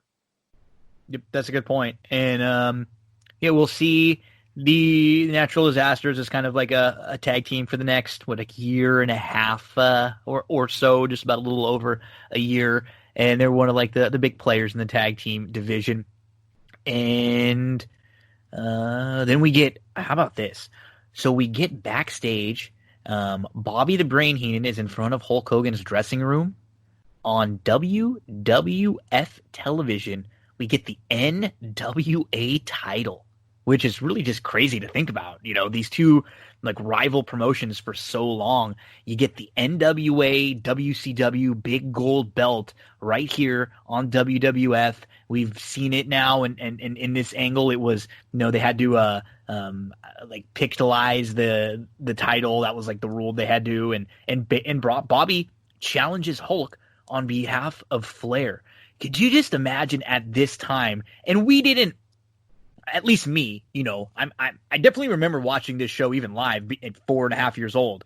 But I don't know what the hell Ric Flair versus Hulk Hogan means in the grand landscape of wrestling, but it's crazy, like, to see this, the start to this build that we never really got the big blow-off match in WWF. It's starting right here, Darin, and I'm sure there were so many like huge wrestling fans that were going, hell yeah. This was the match we've been waiting for. Flair's going to beat Hogan. They're probably all the internet wrestling fans of that era were probably loving this, going, Flair's going to beat Hogan. He's going to show up. This is like a massive deal that kind of is in passing on this show because there's so much other good stuff here. Yeah, there's a lot going on, and I will take over now because it would appear as though Darin is on mute. So, sorry about that. No problem. That's why I'm here. It's why I'm here. There we go. No, this was an epic promo, and it's the kind of thing where you wonder why WWF didn't do this when they bought WCW, have somebody representing the last WCW champion, Booker T, start pounding down Steve Austin's door, pounding down The Rock's door to say, we challenge you to determine who the real world's champion is. You can reuse angle concepts like that. And especially after 5 years. Yep. It's a wonder they never did. And it's a wonder they never ran Hulk Hogan versus Ric Flair on a big stage, as they were hinting 9 months before the following WrestleMania. I mean, come on. This isn't hard. If you have a plan like that, with two of the biggest stars in the history of professional wrestling, and you have a stage in front of 60, 70,000 people, whatever fake number you want to tell, you put that match on. This is not complicated, and as we mentioned in our review of WrestleMania 8, that was one of the few things WCW did right in the early stages. When they got Hogan, the very first thing they did was run Hogan Flair. And just watching this promo made me upset we didn't get that at WrestleMania 8. There's no main event heels at this time either. Look, we still had to have Slaughter in this role with Adnan and Mustafa because Jake and Taker weren't quite ready yet. And we see that they go with Taker later in the year, but But could you imagine Flair coming in right now and like the feud with Flair end of 91 into 92? Give me Flair at Survivor Series instead. You can build that up, cheating there, the rematch at Royal, whatever's going to happen. It's just there were no like, and it's pretty crazy to look at this. Like how much better, or the main event was still fine, but could you imagine how much more interesting that match would have been if it was like Hogan and Warrior versus Jake and Undertaker? Which is what it should have been. Because these two guys were like the hot heels at the time, but they end up getting involved in the wedding, like post stuff afterwards. But again, like it's crazy that it should have been those two. That would have been a really fun tag match with those four. Nonetheless, we get the teases of Hulk and Flair. Darin, any thoughts on this whole thing with the NWA? Yeah, sure. I mean, you mentioned the thing about when Vince bought WCW. I think when he bought WCW in the very beginning, his main goal was to shit all over it. Yeah, of course it was, and that's another problem. Yeah, it was all ego. He took all of those low card to bottom mid card guys and put them in a stable with Shane. And he didn't bring over any of the big guys other than Booker T originally. I just think that was his plan, and it just shows ego and eccentricity and just being short-sighted. And which he does that a lot, but he shows you a lot of times that he's willing to give up like personal stuff for making money.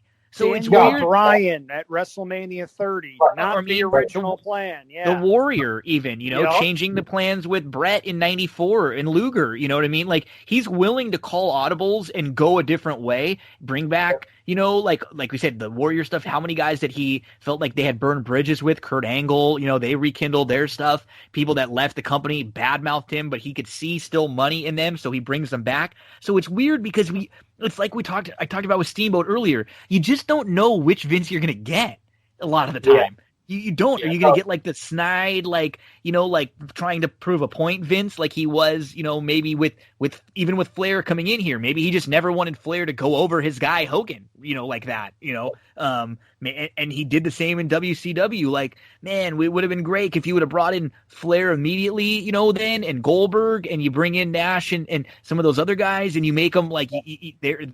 Unfortunately, that just wasn't the case. Like you said, he sometimes has his torpedoing ideas in place.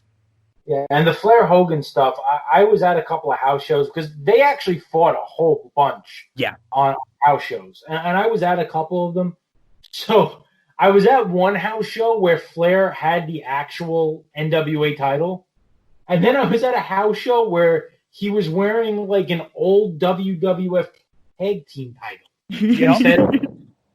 And I never understood why the one show he had the actual belt and the other show he didn't. Maybe something happened legally in between the two that I was too young to know about.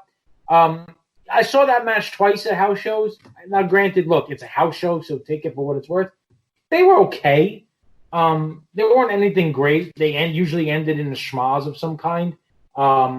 But I mean, they were okay. And the crowd was into it, maybe just not into it as much as Vince wanted them to be into it in order to make it a WrestleMania main event. But I always thought, I know back then, if it didn't happen on TV, it didn't happen. But, they would use house shows to test things. But there were people like myself who were at house shows who were watching WrestleMania. Yeah. So if you were going to bill, Flair versus Hogan for the first time ever, at 8 years old, I'm calling bullshit. Yeah, exactly. Damn you and your logic, Darin. So we now move on to Macho Man. He's backstage. He's on the phones talking to fans. He's getting ready for the wedding. Oh, Miss Elizabeth. Oh, yeah. As the $1 Million Man is backstage with Sean Mooney, and Sherry's with them, and they're talking about and showing all the embarrassing things that Ted made Virgil do. And he has some words for Virgil. And then out comes Ted DiBiase versus Virgil for the $1 Million belt. And I got to say, just to preface this with, like, Virgil, nobody's ever going to confuse Virgil with a great worker, right? You could tell, especially in some of his first matches in in like given any time in the ring, he was very raw. He was not like smooth. He does a damn good job here. And this whole package, like between Ted DiBiase, between Sherry being out there, between Piper helps selling him on and Brain and Gorilla on commentary, this match is good. It's not like a quality thing, but it's exciting. The crowd is really into it. It kind of goes back and forth. It has a lot of emotion into it as well. You don't get anything more than like, Virgil giving some punches. Like, that's it. He's just like, that's really all you're getting from him. But it's just good. Like, they do as great of a job with this match as they possibly can. You get Bobby to come back on commentary. It's a hot start for Virgil. He attacks DiBiase before the bell rings, which DiBiase later complains about. And then Piper's cheering hard for him. Virgil's bobbing and weaving. He looks really good. His punches and he looks like he's boxing out there. It's like smooth, a big atomic drop. DiBiase then gets the advantage, and then he's working at like an intense rate for DiBiase, who a lot of times has got to play more of the slimy heel who's like begging off, but he's going at Virgil hard, and Virgil's selling really, really well. Virgil locks in the $1 Million Dream, and then Sherry comes in the ring and just just nails Virgil in the back, which looks like it's going to be a DQ. But the referee chooses not to make the DQ. He makes Sherry leave ringside, sends her back. The match continues, and we just get more punches from Virgil. Punch, punch, punch. Take a shot every time Virgil gives a punch. You're going to be drunk as hell, but it's still good. And ref gets knocked out. DiBiase's talking trash to Piper while Virgil's out. And Ted looks good with a couple suplexes and then a pile driver. And then the crowd starts chanting for Rowdy. They're chanting, Roddy, Roddy. And then Ted DiBiase this is great. He just kicks the crap out of the referee when he's out. And Bobby says, he's just waking him up. That's just how DiBiase wakes people up. Just like so nonchalantly. Like, oh yeah, he just kicks the crap out of people to wake them from their slumber. And Virgil counters. He tosses Ted into an exposed turnbuckle. Both men are out on the canvas. Ted DiBiase's literally like knocked out cold. Virgil crawls over, gets the pin. Crowd super hot for Virgil. This is the biggest moment of his career, of his wrestling life right here. Celebrating this win up on the the top ropes with holding the $1 Million belt up. And then we get the Bobby line to end this, Darin. The next time you see that belt, it's going to be hanging from a 1979 caddy driven by Virgil. There's two different. I'm going to do the in-ring stuff and then the outer-ring stuff because there's so much to both. Virgil's best match in WWE, biggest moment in WWE, as you said. Look at the start of the match when Virgil flies into the ring to attack DiBiase, who's standing on the inside turnbuckle. Everybody is standing. This is Virgil versus Ted DiBiase in the middle of the card. Everybody is standing, and I remember it, which is striking. Goes on that great offense. He's not, he gets the attack, and then obviously DiBiase goes into control for a while, and you covered all of it very well. I will tell you the end of the match. So when he gets DiBiase into the turnbuckle and they both go flying backwards and they're on their back, you don't know what's going to happen. You don't know if there's more wrestling to come. You don't know if it's somebody has to get up to get the advantage. So now, like, they're laying flat on their backs, and Virgil starts to move a little bit, and he slowly starts to creep towards DiBiase. And like I talked about with Breton Perfect in the crowd, happening again. Slow ramp up as he's easing his way over to DiBiase. Is he, and the pin kind of caught us off guard because we still thought that there was going to be a little bit more wrestling in there to get a move in place. I didn't think that when both of them were out that he was just going to crawl over and cover, which was good because it actually added to the pop. It was a really cool moment. It was cool in attendance, and again, you got that build up to the pop, which is a very loud pop for Virgil. Now, the outside the ring stuff. DiBiase, I love how he gets a different residence based on the time of the year. Love how in the winter takes it up his residence in what is it, West Palm Beach? Yeah, sounds right. And and in the summertime he takes it up in Hyannisport. I mean, he's got Nantucket one of the times too, and there's Monaco or sometime I think. Yeah, that's the stuff that WWE used to do. The little things that I used to love. Heenan comes back, from his little encounter. He's getting ripped. The funny part, like before he can get his headset on, Piper's trying to like crack jokes at him, and they have the cameras on them, and Monsoon is trying to tell Piper he can't hear you. Yeah. And he's pointing. He can't hear you, Roddy. He can't hear you. Piper just keeps talking. So that was really cool. Couple of things that Heenan says. What happens if Virgil gets the $1 million belt? All those diamonds and gold, he's going to get it all bronze. It's a great line. It's a great line. The Virgil has no pride. And then he says, well, what happens if he gets the purse money for this match? I hope he doesn't put a down payment on something like a boombox.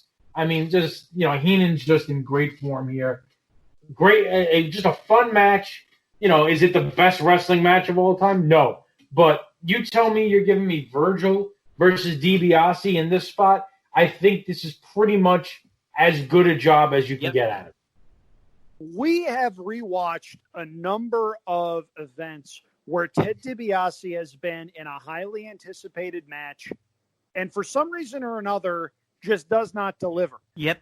Early 90s DiBiase was the tail end of his career. Maybe he was just out of gas at this point. Who knows?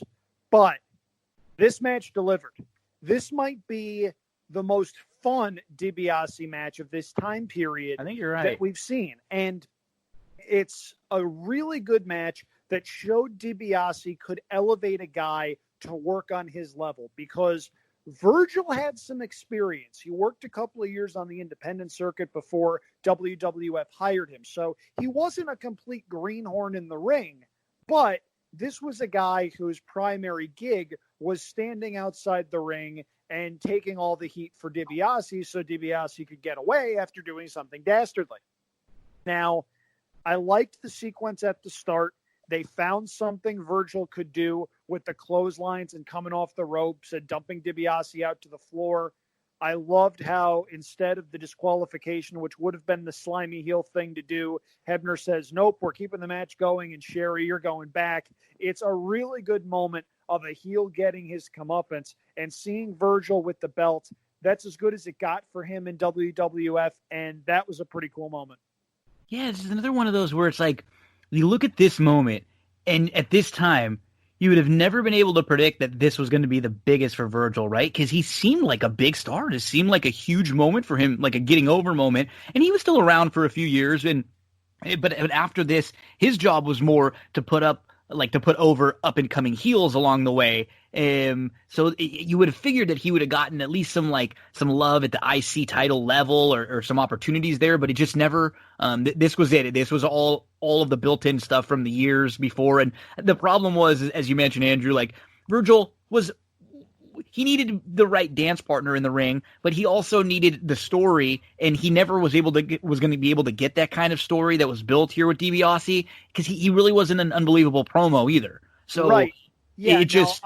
I'm sorry to interrupt, but there was one Go thing ahead. that I meant that I didn't mention, and we need to touch on it because we've touched on it a couple of times. And by the way that I did that unintentionally is an okay segue because the one thing that I wish they did in this match was after the bell rang, tell the commentators to shut up.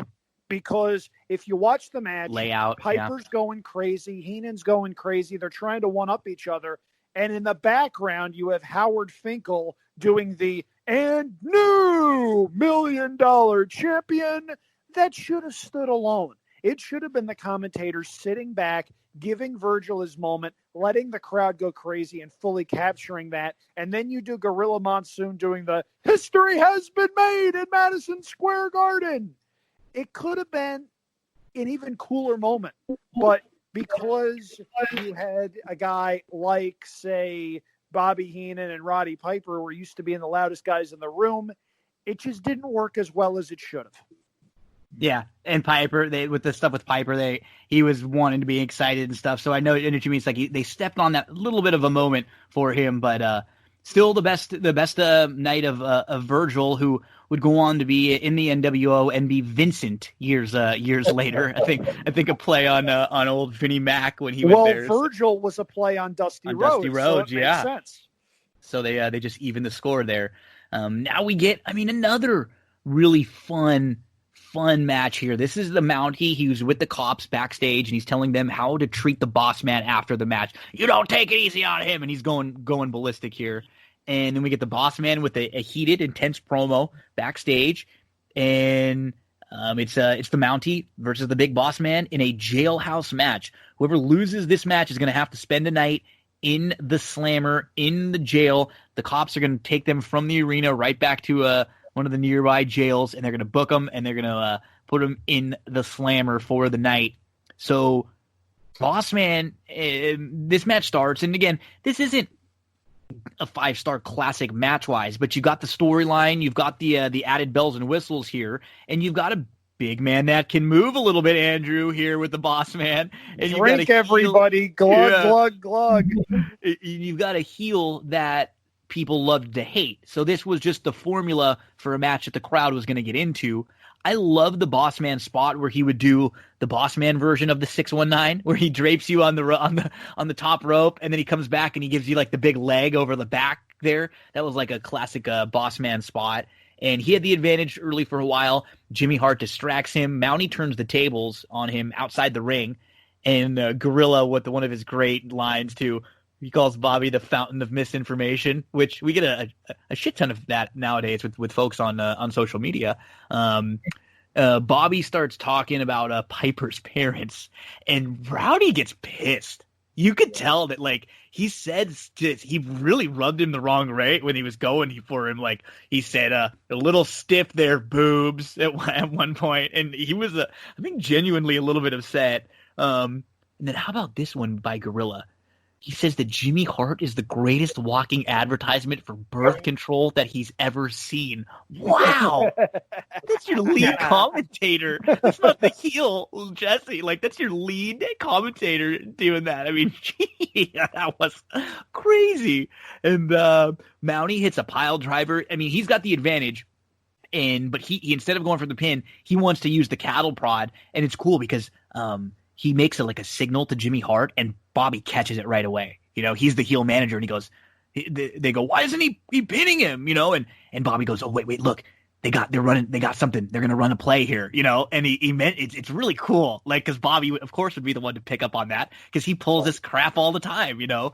And so, the Mountie goes to grab the cattle prod, and he's about to hit it onto Boss Man, and then the Boss Man rolls out of the way. He punches Mountie, he gains the advantage, and he picks up the win shortly after. And then it's the cops come, they cuff the Mountie, and they take him away. And I mean, he does a great job as he leaves. So we'll mention that, and we'll get to some of the post match stuff and the stuff with the Mountie in the jail. But as far as like the lead up and the match here, Darin, Boss Man, like this, he had a good little couple year run as this really good mid card baby face. The crowd was hot. This is fun, and this is one of his bigger moments too. Yeah, I was a big Boss Man guy. I got a kick out of him. I loved his punch. I thought he had the best punch in wrestling. Awesome. Oh, man. I mean, because it looked like it caught you flush every time. I don't know. I mean, I would watch that and think it looks so genuine how he's not breaking jaws, because it was a serious punch.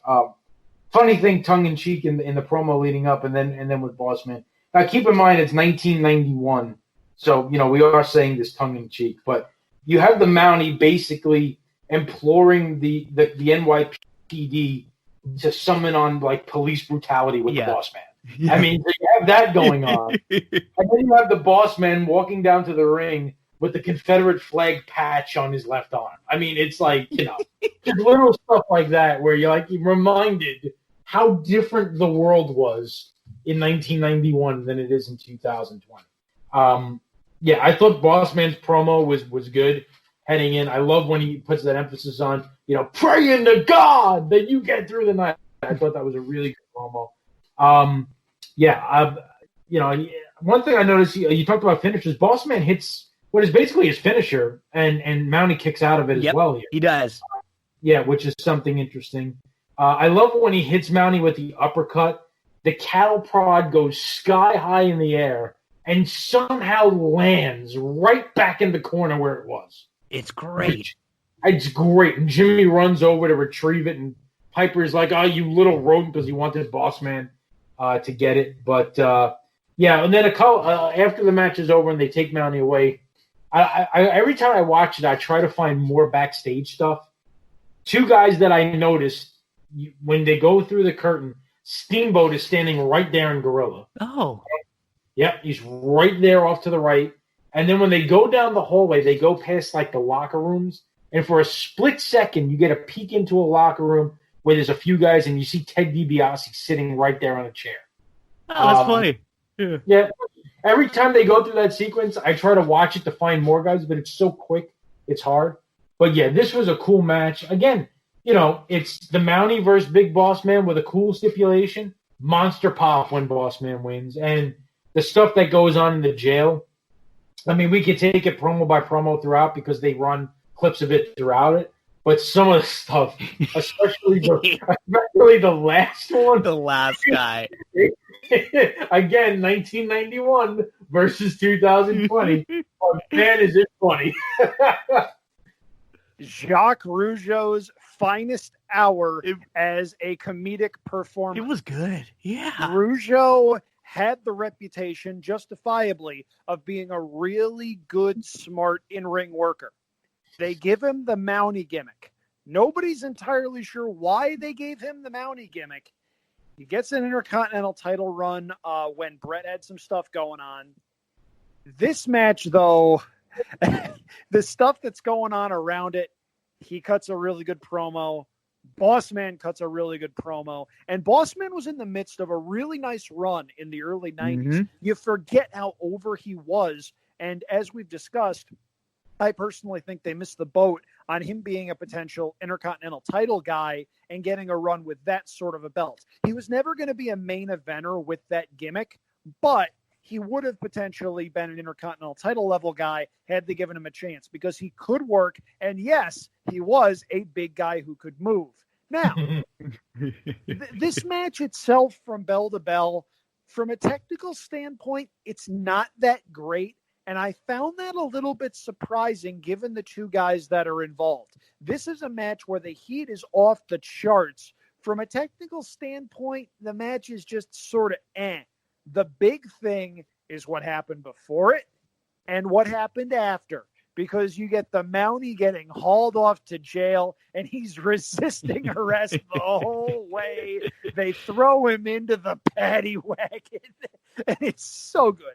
It's so ridiculously good at what they were able to do here and giving the Mountie his comeuppance for insulting the boss man and being just the obnoxious, smarmy heel that everybody wanted to see suffer. And we did see him suffer in a pretty big way. Yeah, so this match ends up going 9:38. The Virgil DiBiase match before went 13 minutes 11 seconds too. So a couple of lengthy matches with good storylines with good builds, and as the cops come out, they cuff the Mountie, they take him away, and this is when Andrew was pointing out, he's screaming, and his voice, like the tone of the voice when he's screaming as he's taken away and as they're booking him and everything, "You're hurting me," it's great. It's really good stuff. And then Bobby says, "This may be the last time we ever see the Mountie." Before they put him in the car and they drive him away, and he's off on the way to one of the local NYPD stations. So we then get this barrage of promos. Just crazy. We get Ted and Sherry with Mean Gene, and Ted is furious about what happened and how Virgil jumps him before. We get Jimmy Hart with the natural disasters. They're all mad because the LOD came down and got involved in their little angle, and then Jimmy Hart's freaking out, talking about calling his lawyers about what's going on with the Mountie. We get the big boss man. He's celebrating. He's talking a little trash to the Mountie. What kind of bird doesn't fly? A jailbird. And then we see some of the Mountie getting booked. We get promos from the Nasty Boys, LOD, Slaughter, just a barrage. Darin, what are some of the things that stood out to you about this kind of row of promos? Yeah, I mean Jimmy Hart keeps talking about his lawyers. He's like gonna have a stroke. Bossman with the jailbird line was funny. Then you get Savage with the if you listen to the Savage on the phone, it's hysterical. Like if you listen to what he's saying, where he's like, "Yeah, pretty direct question. We don't know each other that well." It's freaking hysterical. Like what he's saying to the guy and I don't know if that. I'm assuming that's not really the 900 number, but he plays it off great. Then Gene wants to go talk to Elizabeth.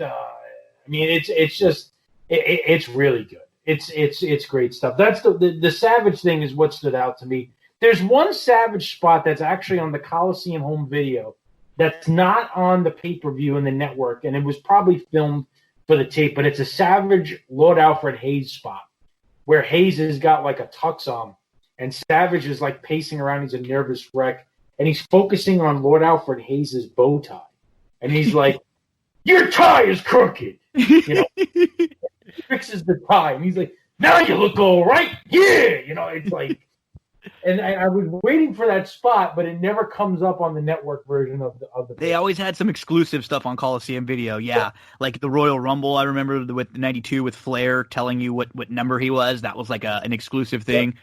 Where he says it, and then the rest they're kind of acting like it on the pay-per-view, but we don't know on when you're watching that there. So there's always a few things there with that. Anything that jumped out to you of this barrage of backstage segments, Andrew? Some of the segments sort of looked exactly the same, and the stuff with the Mountie all sort of blurs together. But my goodness, it was really cool the way that they were able to get everybody some FaceTime. Yep. Everybody had something to do.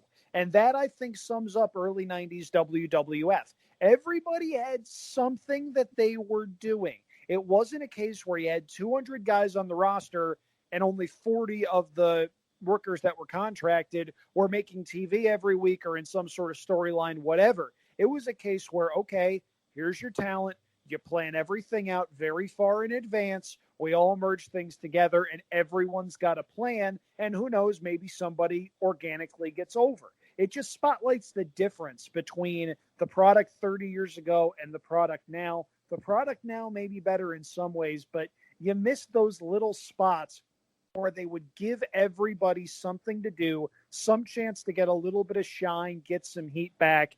And it's a case where you look and you wonder and you see how they're using certain talent right now. And it's disheartening because they're capable of better booking and they're just not. Yeah. Gino, one thing I jumped over with the Nasty Boys. So one of the Nasty Boys, in talking about the match with LOD, uses the word coagulated in his promo. Where he says, Jack Tunney and LOD coagulated these rules. I was like, did a Nasty Boy just say the word coagulated? Like, really? Yeah, that doesn't fit the character. And then it goes over to, I think it goes over to Sag, or no, Knobs, I think. And he's like losing his mind, hawking animal. And it's like he's just rambling and he doesn't even know what he's saying. And he says, the heat's on, it's melting your face. You're saying coagulated, and you're talking about the melting heat. Guys' faces. Just two guys that were batshit crazy some of the time. The old Nasty Boys. I will say, this is another match that the crowd is like super hot for LOD. As you would imagine, the entrance and the pop and everything. But the match bothers me in that it's a no DQ match. Which is fine. And that's like, if you're going to give me that with all of the LOD matches, I'm fine with it. But why the hell, first of all, are they tagging in and out?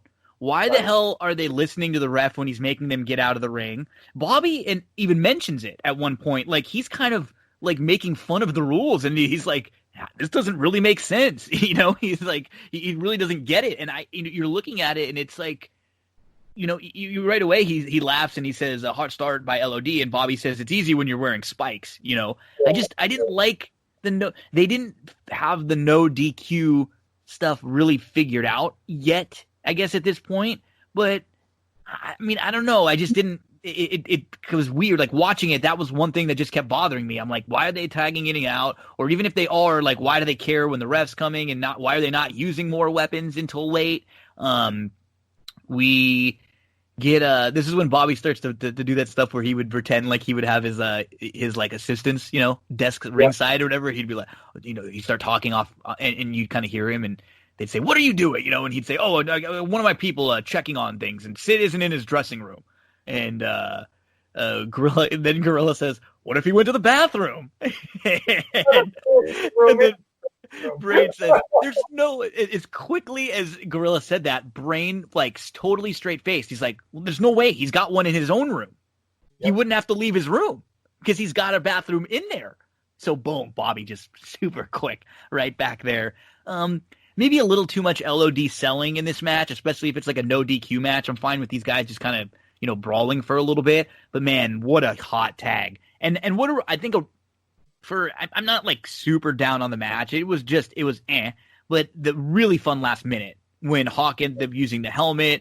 And I believe with this win, they became the first team to ever be the AWA, NWA, and WWF tag team champions.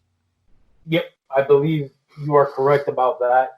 And the things that bothered you about the match also bothered me. But we are looking back on it, knowing what happens in no DQ now. Yeah. I don't think they had it quite figured out then. But, man, would I love to take this match and give it, like, 2000, even 2007, elements around it and an understanding of what this match could be. Because the LOD versus the Nasty Boys in, TLC, Street Fight, yeah. But the one thing that drove me nuts especially is that, even more than anything else, every time the Nasty Boys do something to cheat, they're hiding it from the ref. Like, yeah, it's like they're still playing. Yeah. He's hiding the can behind his back. He's hiding, when they're choking him, the other guy is like going up on him with his shoulder, making it out like he's not choking him. Like, it's a no DQ match. You don't have to hide anything. Just beat the crap out of each other, So that's like the one part that really bothered me.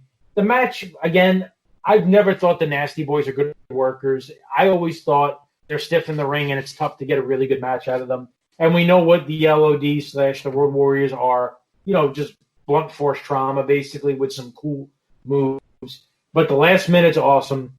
When they get him up in the Doomsday Device and they got him up on the shoulders, the place lost its mind.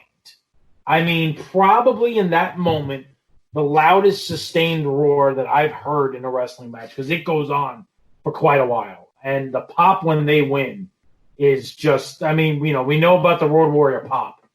This is a Road Warrior pop and then some. It's a really cool moment.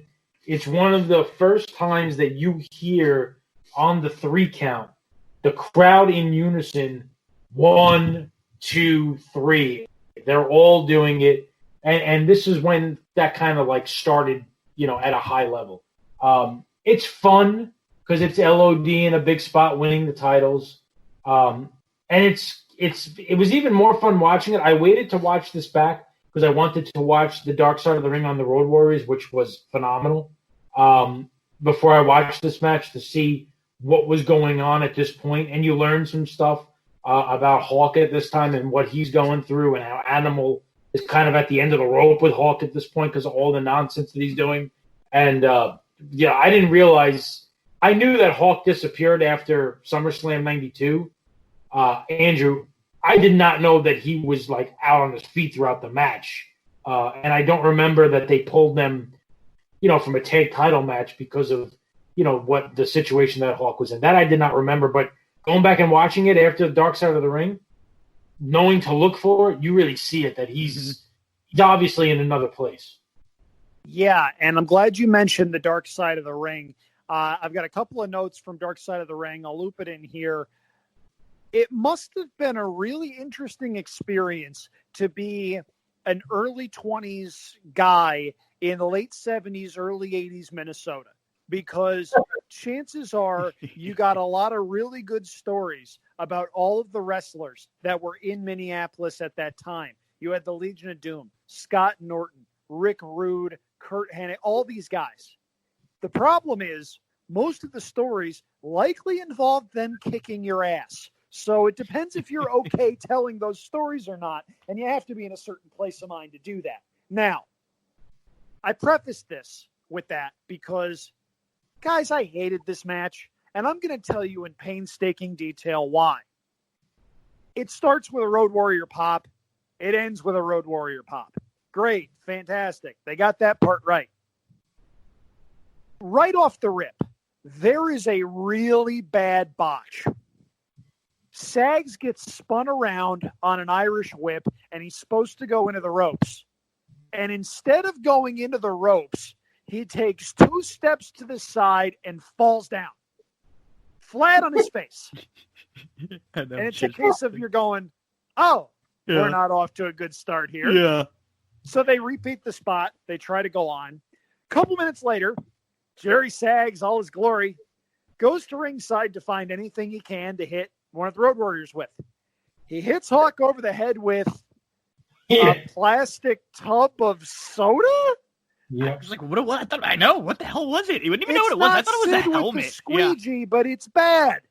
And you see all the soda going around, and Hawk has to sell this, and Hawk never had to sell anything. The Road Warriors and selling didn't go so well together. So, and that's another problem. None of these guys were in any position to take a beating and sell for the other team. The Road Warriors were blunt force trauma. The Nasty Boys were sloppy. It didn't work for me on that level. And also, as Darin mentioned, it's really tough to see the Nasty Boys, even at this time, as any sort of a threat to the badasses Road Warrior Animal and Road Warrior Hawk. I just couldn't. And I hated being insulted to the point where you're like, oh, these guys could actually be thrown. No, not one single person at any point in time thought the Nasty Boys were going over. The coup de grace of lousiness in this match, though, comes near the end. Darin, you mentioned the hot tag. Yes, crowd goes crazy. But Hawk goes to the wrong corner first. Yeah. Now, he doesn't even know what he's doing some of the time right now at this point exactly. in his life. Yeah. And it's a bad botch, and we laugh about it. But Darin, as you mentioned, he was just off on another planet due to the personal issues that he was dealing with. And there are some people that can lock right in, phase all that stuff out, and be a different person on camera. If you know what you're looking for with Hawk, you see it. And having watched The Dark Side of the Ring, it's heartbreaking. Thankfully, he had a chance to, at the very least, find himself a little bit before he passed away far too early. But this was uncomfortable to watch.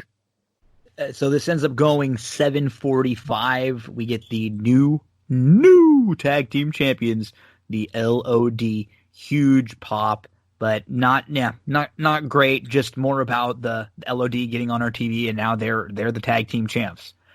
We then get the clip of the Mountie getting put in the cell. He's screaming here. He's getting, he'd been booked, and we've seen him getting his fingerprints and everything. And so now he's going to be put in the cell. And then we'll talk more about that one at the very end that we. I'm an international law enforcement officer. I don't know why that line makes me crack up so much, but it's so good. It's so good. No!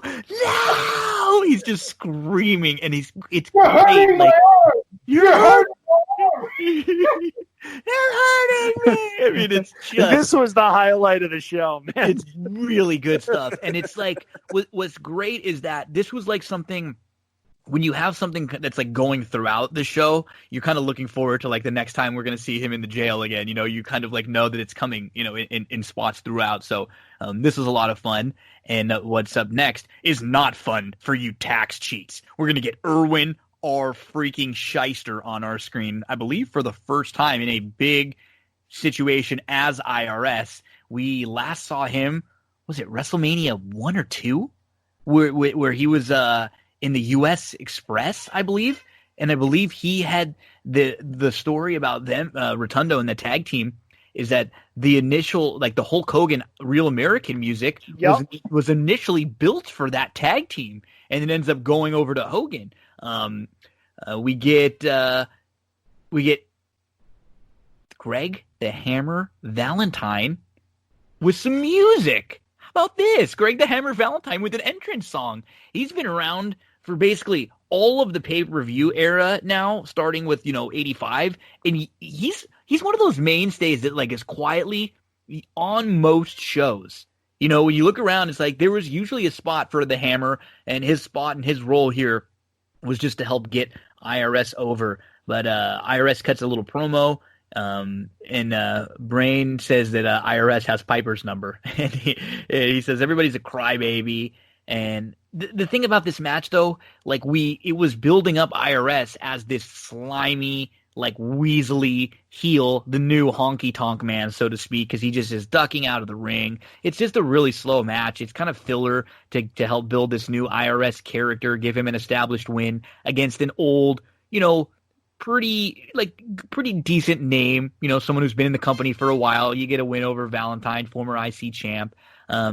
And then whenever IRS is in the ring, Gorilla always starts mentioning, I wonder why people don't grab him by the tie or the suspenders more often, and that was always like a funny Gorilla line. And Roddy says this was funny too. And Bobby's had this same line, I think 3 or 4 times that you find him saying the same thing, because Roddy Piper says Hammer rarely makes the same mistake twice, and Bobby says, no, it usually makes it 3 or 4 times, which is just quick, great, awesome. IRS wins with the roll-up when Valentine went for the figure 4, which I believe was the same ending in Mania 4 with Macho and Valentine when they wrestled in the tournament. When he went for the figure 4, I think he rolled him up there too, in a similar spot. So this wasn't much. This was another, like, I guess one of the few, not necessarily down spots on the show, but they're just trying to build up the new IRS heel character. Yeah, and it's funny because they actually pointed out a couple times in the show, in the match, where he calls for the figure 4 twice and then doesn't go for it. Yeah. Which is kind of weird. And then when he does go for it, he gets beat with it. But yeah, I mean, like you said, it's just kind of filler.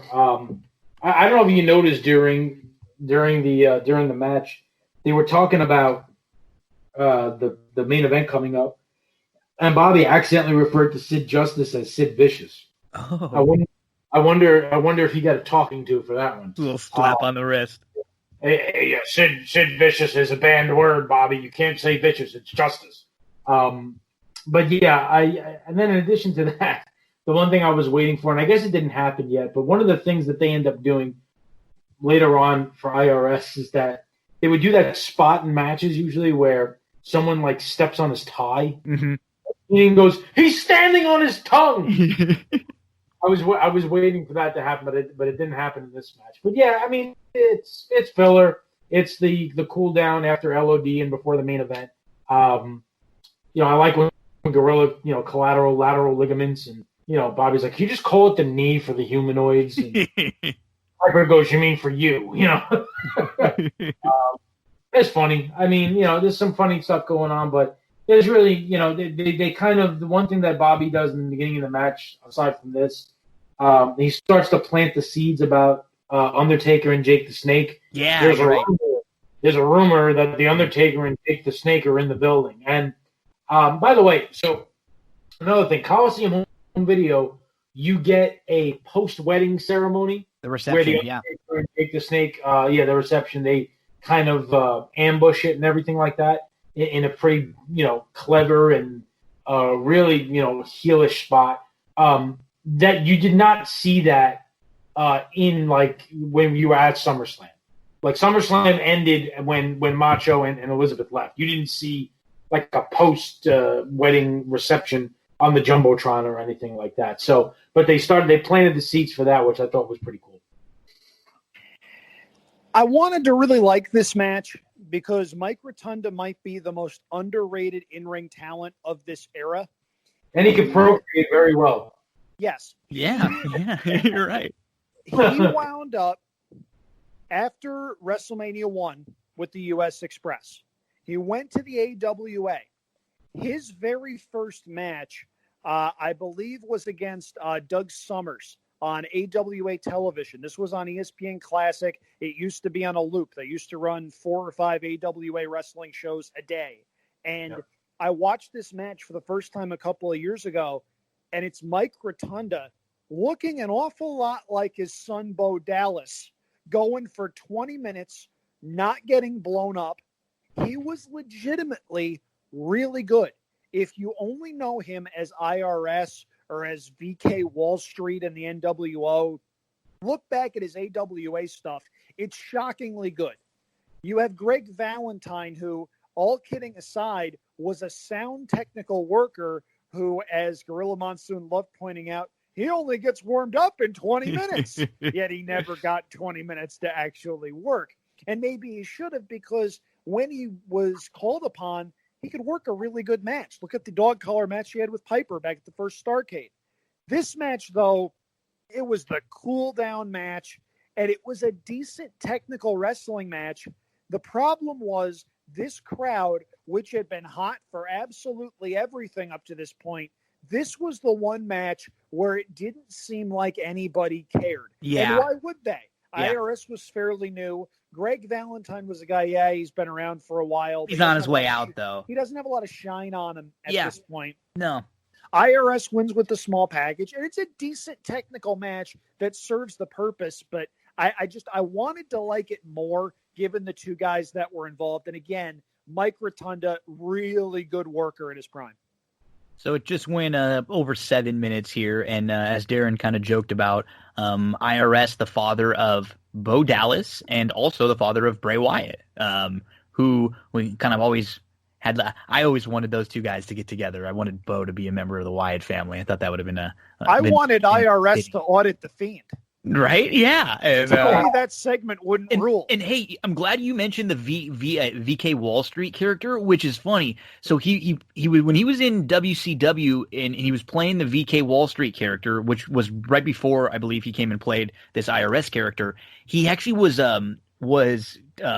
accompanied to the ring by Terry Runnels at the time. She was his valet, and what they would do is they had a computer that could predict the York Foundation. Yeah, it was a cool gimmick for the time. Like, this computer could predict when he was going to beat people, how long he was going to beat people. It would basically, project his match out, which, I mean, how many things that we look at now, everything is used based on projection. So it's so funny that was, his thing. He was a mid-card guy. And you know what, to be honest, he was best served throughout his career as a tag team wrestler. That's where he was the best, because he's a good hand, but he's not quite interesting enough to really make a dent like up into the main event level. But when you package him up with DiBiase, they were legitimately like a main event tag team for a little while because of the cachet that DiBiase had, and you put them together and you have a little more with the bells and whistles with those two. So yep, he was a good part of WWF for the next few years, and he was a big part of WWF backstage for many years. I believe he just got furloughed. He did. He was one of the guys when they had a lot of the layoffs. And I mean, otherwise he'd been backstage as a producer and an agent and in different roles for many, many years. As we get to now the setup for the main event, it's a promo with Hogan and with Warrior, and Hogan mentions 1984, which was, allude to when he beat Iron Sheik, who is Colonel Mustafa on the other side. Warrior talks not a whole lot really from Warrior in the promo. They're just kind of Hogan's really trying to sell that this match is so damn important. It's like they're telling Hogan, you got to make this match seem like the big deal, right? Because people don't care because you're not defending your title or this or that.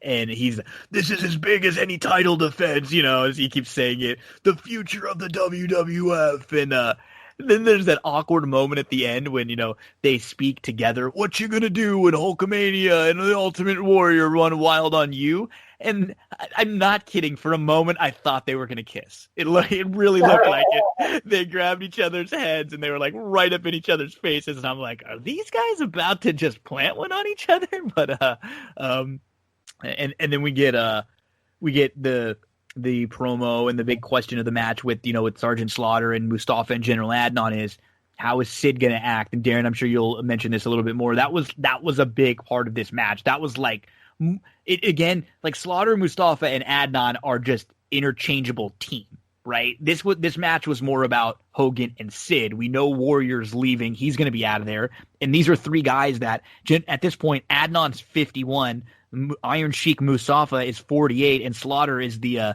young spry gentleman at 43, and it's a match that, and I will say, I think Andrew's going to mention this point too, it has no right to be a good match with these five that are going to be in the ring. I mean, if you're going to rank them from like their level of work, you probably would start, to be honest, with Slaughter, which is really funny, of his body of work. And then maybe, I don't even know. It's a little, so this is a 3-on-2 handicap match. So it's Hulk Hogan and the Ultimate Warrior with Sid as the special guest referee versus Sergeant Slaughter, Colonel Mustafa, and General Adnan. And the one thing, as we mentioned it a few times, how much better this match would have been if you're giving me Jake and The Undertaker.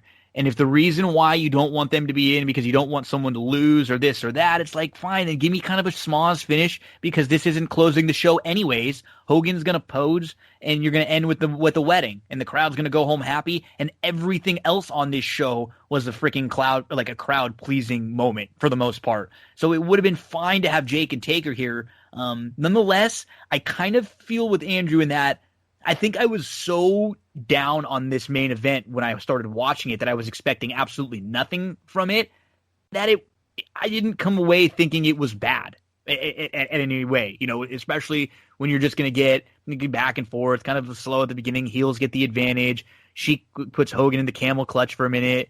At one point, they're all five in the ring, and then Hogan uses the powder in the eyes, and Warrior ends up chasing Adnan and Mustafa back into the locker room after the match, like right at the very end of the match before Hogan gets the pin on Slaughter, and then Warrior's gone till Mania 8. So, this, again, I think I set my expectations low for this particular match on the show. So to me, it wasn't bad. It's never going to be considered a great match in any way, shape, or form, but the Sid stuff, Darin, at least made it interesting.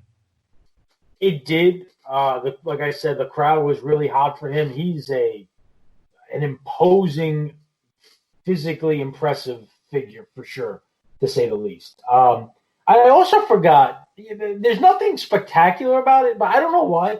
I forgot. I liked his entrance music with that, there wasn't a whole lot to it, but I don't know why. It was just fit him. It just looked like him. Yeah. Yeah, it did. It fit him. And for some reason, I like it.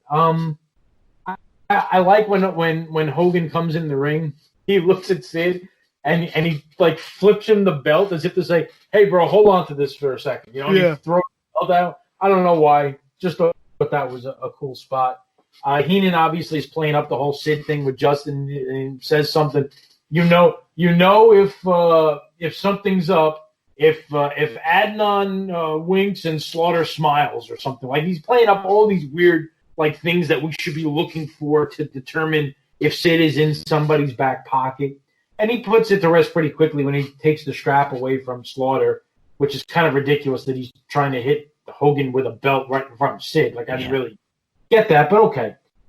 The funny part for me is that, in my view, 3 of the best wrestling moves in this match come from the Warrior, which is something you never thought you'd say. He hits a good-looking inverted atomic drop, real nice-looking vertical suplex, and in my opinion, probably the best flying clothesline of his career. It's a really good-looking flying clothesline late in the match. Look, the bar is not high coming into this, but it exceeds your expectations. And it makes it good. I will mention, we alluded to this earlier. Warrior chases them out with the chair, and the story goes that McMahon was waiting for him to come through the curtain to fire him because Warrior held him up for hundreds of thousands of dollars before the match, telling Vince, I'm not going out there unless you pay me X. It's been stipulated by people. Who knows what the amount of money was? Who knows if it's exactly true? But that's as the story goes. And I'll leave it with this going into Andrew. Why did Hogan have to cheat to win with the powder? I know. I mean, I didn't get that. If that made it fun, okay. I don't get why you had to throw powder in Slaughter's face to beat him. But okay. And I mean, look, it was, is it a 5-star match? No. Did it do what it was supposed to? Yes. Everyone went home happy, and it's better than you expected, minus a couple of things that make you scratch your head. As we mentioned at the outset of this show, I really liked this match. I admittedly had low expectations for it. I knew of all of the stuff that was going on behind the scenes, obviously. Warrior holding Vince up for money, allegedly. Hogan trying to get Iron Sheik, allegedly, to break Ultimate Warrior's leg. If you haven't seen the WWE-produced documentary on the last couple days of Warrior's life, go and watch it. They actually tackle the court case that came from the self-destruction of the Ultimate Warrior DVD. It's fascinating in that regard. Now, this match, I want to send a special shout out to Sergeant Slaughter, because if you look at early 1991, he is pudgy. He's carrying a whole bunch of extra weight around. He's moving slow. He's not athletic. He looks like a guy who is so far past his prime. By this point, he's lost what looks like about 30 pounds, and he's busting his butt, taking every bump you can possibly imagine. There was a spot in this match where Slaughter goes up to the top rope. Warrior pushes him, and Slaughter flies a good 3/4 of the way across the ring. That was genuinely impressive. And that's not something I think he would have been able to do at the early part of 1991. It's like he worked himself into shape, throughout the year. Yeah, because I think he came back and he's in these main event pictures right away, and he's going long, and it's like he's getting blown up in some of these matches, and they're slow and plodding. This felt like a different version of Slaughter. You're right. He was definitely selling a lot, and he was bumping much more. Like, he was taking bumps that he didn't take in the big matches against Warrior and Hogan earlier. Yeah, and it's a case where you look at him, and he's busting his butt. You look at Colonel Mustafa, a.k.a. the Iron Sheik. Darren, you mentioned Warrior may have the 3 best moves in the match. I think Mustafa's got the 4th. He hits the sweet gut-wrench suplex on Hogan. And you're wondering, where the heck did that come from? Because this is the Iron Sheik who, 10 years later, they do the gimmick battle royal at WrestleMania, and he'd win because he couldn't take the bump over the top rope. He couldn't fall out. They had no choice. He has to win. But everybody brought it in this match. And it's a case where I feel like the whole is greater than the sum of its parts, especially given everything that was going on backstage. You had all the politics with Warrior. You had Hogan naturally upset. And just to call back to the top of the show, if you know what you're looking for when they talk about the main event right off the rip, when Piper gets the mic for the first time, he says, Hogan hates Warrior. Warrior hates everybody. Yep. Don't you love thinly veiled comments like that wind up making all the sense in the world once the story comes out? So Hogan wins, and you mentioned the powder, and I loved Gorilla Monsoon's explanation. It's victory powder, brain. Just trying to work Bobby Heenan into a frenzy. And then Hogan signals to the back. Sid Justice comes out. He's confused. I think the fans are kind of confused, but they're going with it. This was funny. Very confused, yeah. And the second he gets in the ring, the first pose he does brings the house down. Yep. That's what we're talking about when we talk about star quality and someone having the it factor. It's that moment right there, turning sort of a goofy moment that doesn't make a whole lot of sense into, yep, that's the guy.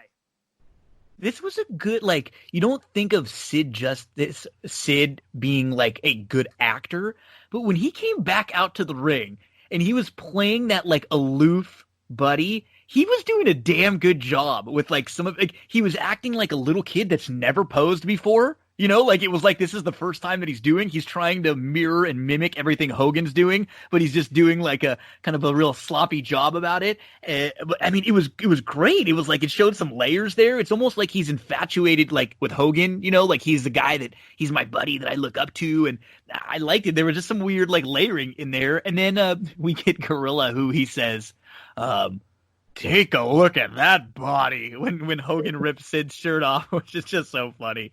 And it's funny. It's funny at the end, and you know, you get Hogan posing, you get Sid posing with him, and it looks like, you know, nobody knows. They even say at one point, "Where's Warrior?" Like Piper or Heenan is like, "Where's the Warrior?" He's like, he chased them off, and then Piper even says, "There's got to be a big brawl going on backstage," you know, and they probably, I wonder if like Vince has told them, "Oh, yep, I just fired Warrior. He's gone." You know, like he's gone. He's literally out of here now.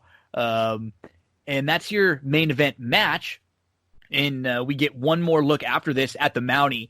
And this was the one that you're talking about, Darin. So the Mountie is now in his jail cell, and he's got a couple different people that are in the cell with him, and he's screaming and he's banging. He's trying to get the cops to let him out. And we get one guy who just creepily like slinks up next to him, and he's wearing a leather jacket and he's got a bandana on, and he just talks in the real, like, obviously I'm trying to be a gay guy, you know, way that I'm speaking. Don't you just love the way leather feels against your body? And this was just hilarious. I mean, this was so funny. I like 1991, guys, 91. I like the guy, the drunk guy that brought the guy in the leather in, where he comes up alongside and goes, "You want to fight me, buddy? There's me, buddy." It's all so great. Like, it's so dumb and hysterical that I mean, you just can't help but laugh. And Mountie's going nuts. Yeah, it's just that was one of the best things they did. The whole thing with the jailhouse. And all the different video, you know, going to the jail throughout the show, which they aired, and I mean, we were all dying. It was hysterical. Yeah, and that's one of the things where you can tell they were having so much fun filming this. It's a case where you look at Jacques Rougeau, he's getting a chance to show a completely different side of himself to people who said, "Oh, he's a good technical wrestler, but he doesn't have charisma, he can't act, whatever." This was him saying, "No, you're wrong. I can do a whole heck of a lot of things." And this is a guy that had a respected career in the business, a guy that Hulk Hogan actually laid down for at a house show. Yes. Yeah. I remember that rumor. Yeah, it was a sign of respect for Hogan for the Rougeau family. Nitro, right? On a Nitro, I believe. It wasn't on a Nitro. It was at a house show. Oh, yeah, it was a house show. You're right. I think Hogan might have gotten his win back on the Nitro right after that. But it was a house show that Hogan worked, and out of respect to the Rougeau family, he actually laid down. Which, that's you can count on one hand how many times Hogan did that. It's off-brand, that's for sure. Throughout his career. So this main event match goes 12 minutes and 40 seconds. It's surprising, and then that's the final Mountie in the jail clip. And then we get a main event. Yes, we end the show not with the match, to show you the popularity of the Macho Man, Miss Elizabeth, and this angle. An angle that was 5.5 years in the making, you know, from when Macho came in, and the initial, you know, angle with Macho coming in was, remember, he was going to pick his manager, who it was, and they were all lining up to try to provide their services for Macho, all the managers at the time, and he ends up going with Elizabeth. And so we get the wedding, and we see this, you know, this video package to a song that goes through their entire history, all the build up. I mean, this thing was really good, especially for the time. And then they're in the ring. They get, you know, Macho comes down first, and then Miss Elizabeth comes down to the wedding march, and Macho's wearing white, which is just hilarious too. You know, it's like, come on, buddy, you couldn't have pulled off the black tux today, but he's wearing white. He looks good. I guess it doesn't really take anything away from it. You know, this segment. I mean, even now, when I'm watching that video clip, the video that sets it up, and I guess it's sad because obviously we know that both of these folks are gone. You know, they're not around anymore. They've both passed away. And so it makes it a little more sad, I think, when you're watching it. But I was just like the buildup, I get a little teary-eyed, like seeing their back and forth and the way they present this relationship, through the years. And then Macho, he comes out, and there, he starts talking to Miss Elizabeth, and I love when we see the buildup and they show when he proposed, and he says, Elizabeth, I love you. And he stops, he hesitates, and then Piper's on the commentary too. He's like, get down on one knee. If you're gonna do it right. And he gets down on one knee, and Elizabeth, will you marry me? And she comes with the oh yeah, and stellar voice work by Gino Baccola, ladies and gentlemen. And then as they're coming down the aisle, so this was the build up in the package we see, and as he walks down the aisle, Piper goes absolutely ballistic on Heenan, telling him, "Boobs, I'm married. I've got a wife. This was one of the greatest days of my life. If you screw up this wedding, I am gonna." I mean, he goes crazy. So we know one thing: Piper is pro-marriage. Which hey, yeah, and this. It's incredible, though. I mean, Darin, we see grown men crying throughout this, and a couple funny Bobby lines. He says "Macho's at the gallows," and then we get a freaking wedding as the main event of SummerSlam '91. Two absolutely beloved characters, for the past, the better part of a decade now, in WWF prior to this, and. This is one of those like emotional things that it's like I still get a little goosebumps when I watch back on this. Yeah, it's like you said, and I'll reiterate it. Especially for Elizabeth, it is sad knowing how her life ended, and you can't help but think about that. And we've gone through that in a couple of different pay-per-views.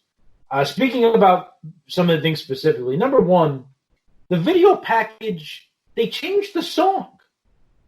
I don't know if either of you ever saw the original one.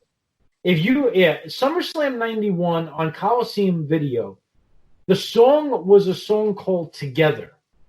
And I'm pretty sure if you Google it on YouTube, that's one that comes up. You get that song. I don't know where this song came from. But they changed the song for the WWE Network for whatever reason. So that's one thing I noticed. Bobby's great. Why do they call the second guy the best man? I don't know if you heard, but the ring bearer is really a midget. I mean, he's just doing typical, great Bobby stuff. And then one thing, during the wedding ceremony, I'm dying laughing because I never really paid much attention to the vows. The end of Randy's vows. What the hell is the guy that is performing the ceremony saying? It ends with these words. In thee and thou, and thereto I plight thee my troth. What the hell does that mean? I married. I had to stand up and say vows. None of those words were in the vows. Well, that just means you weren't trying hard enough, Darin. I mean, come on. You didn't be in thou? I plight thee my troth? Does anybody know what that means? Are we marrying pigs here? I just don't know. No one knows what it means, but it's provocative. Get the people going. So, Andrew, I will leave you with a plight of my troth.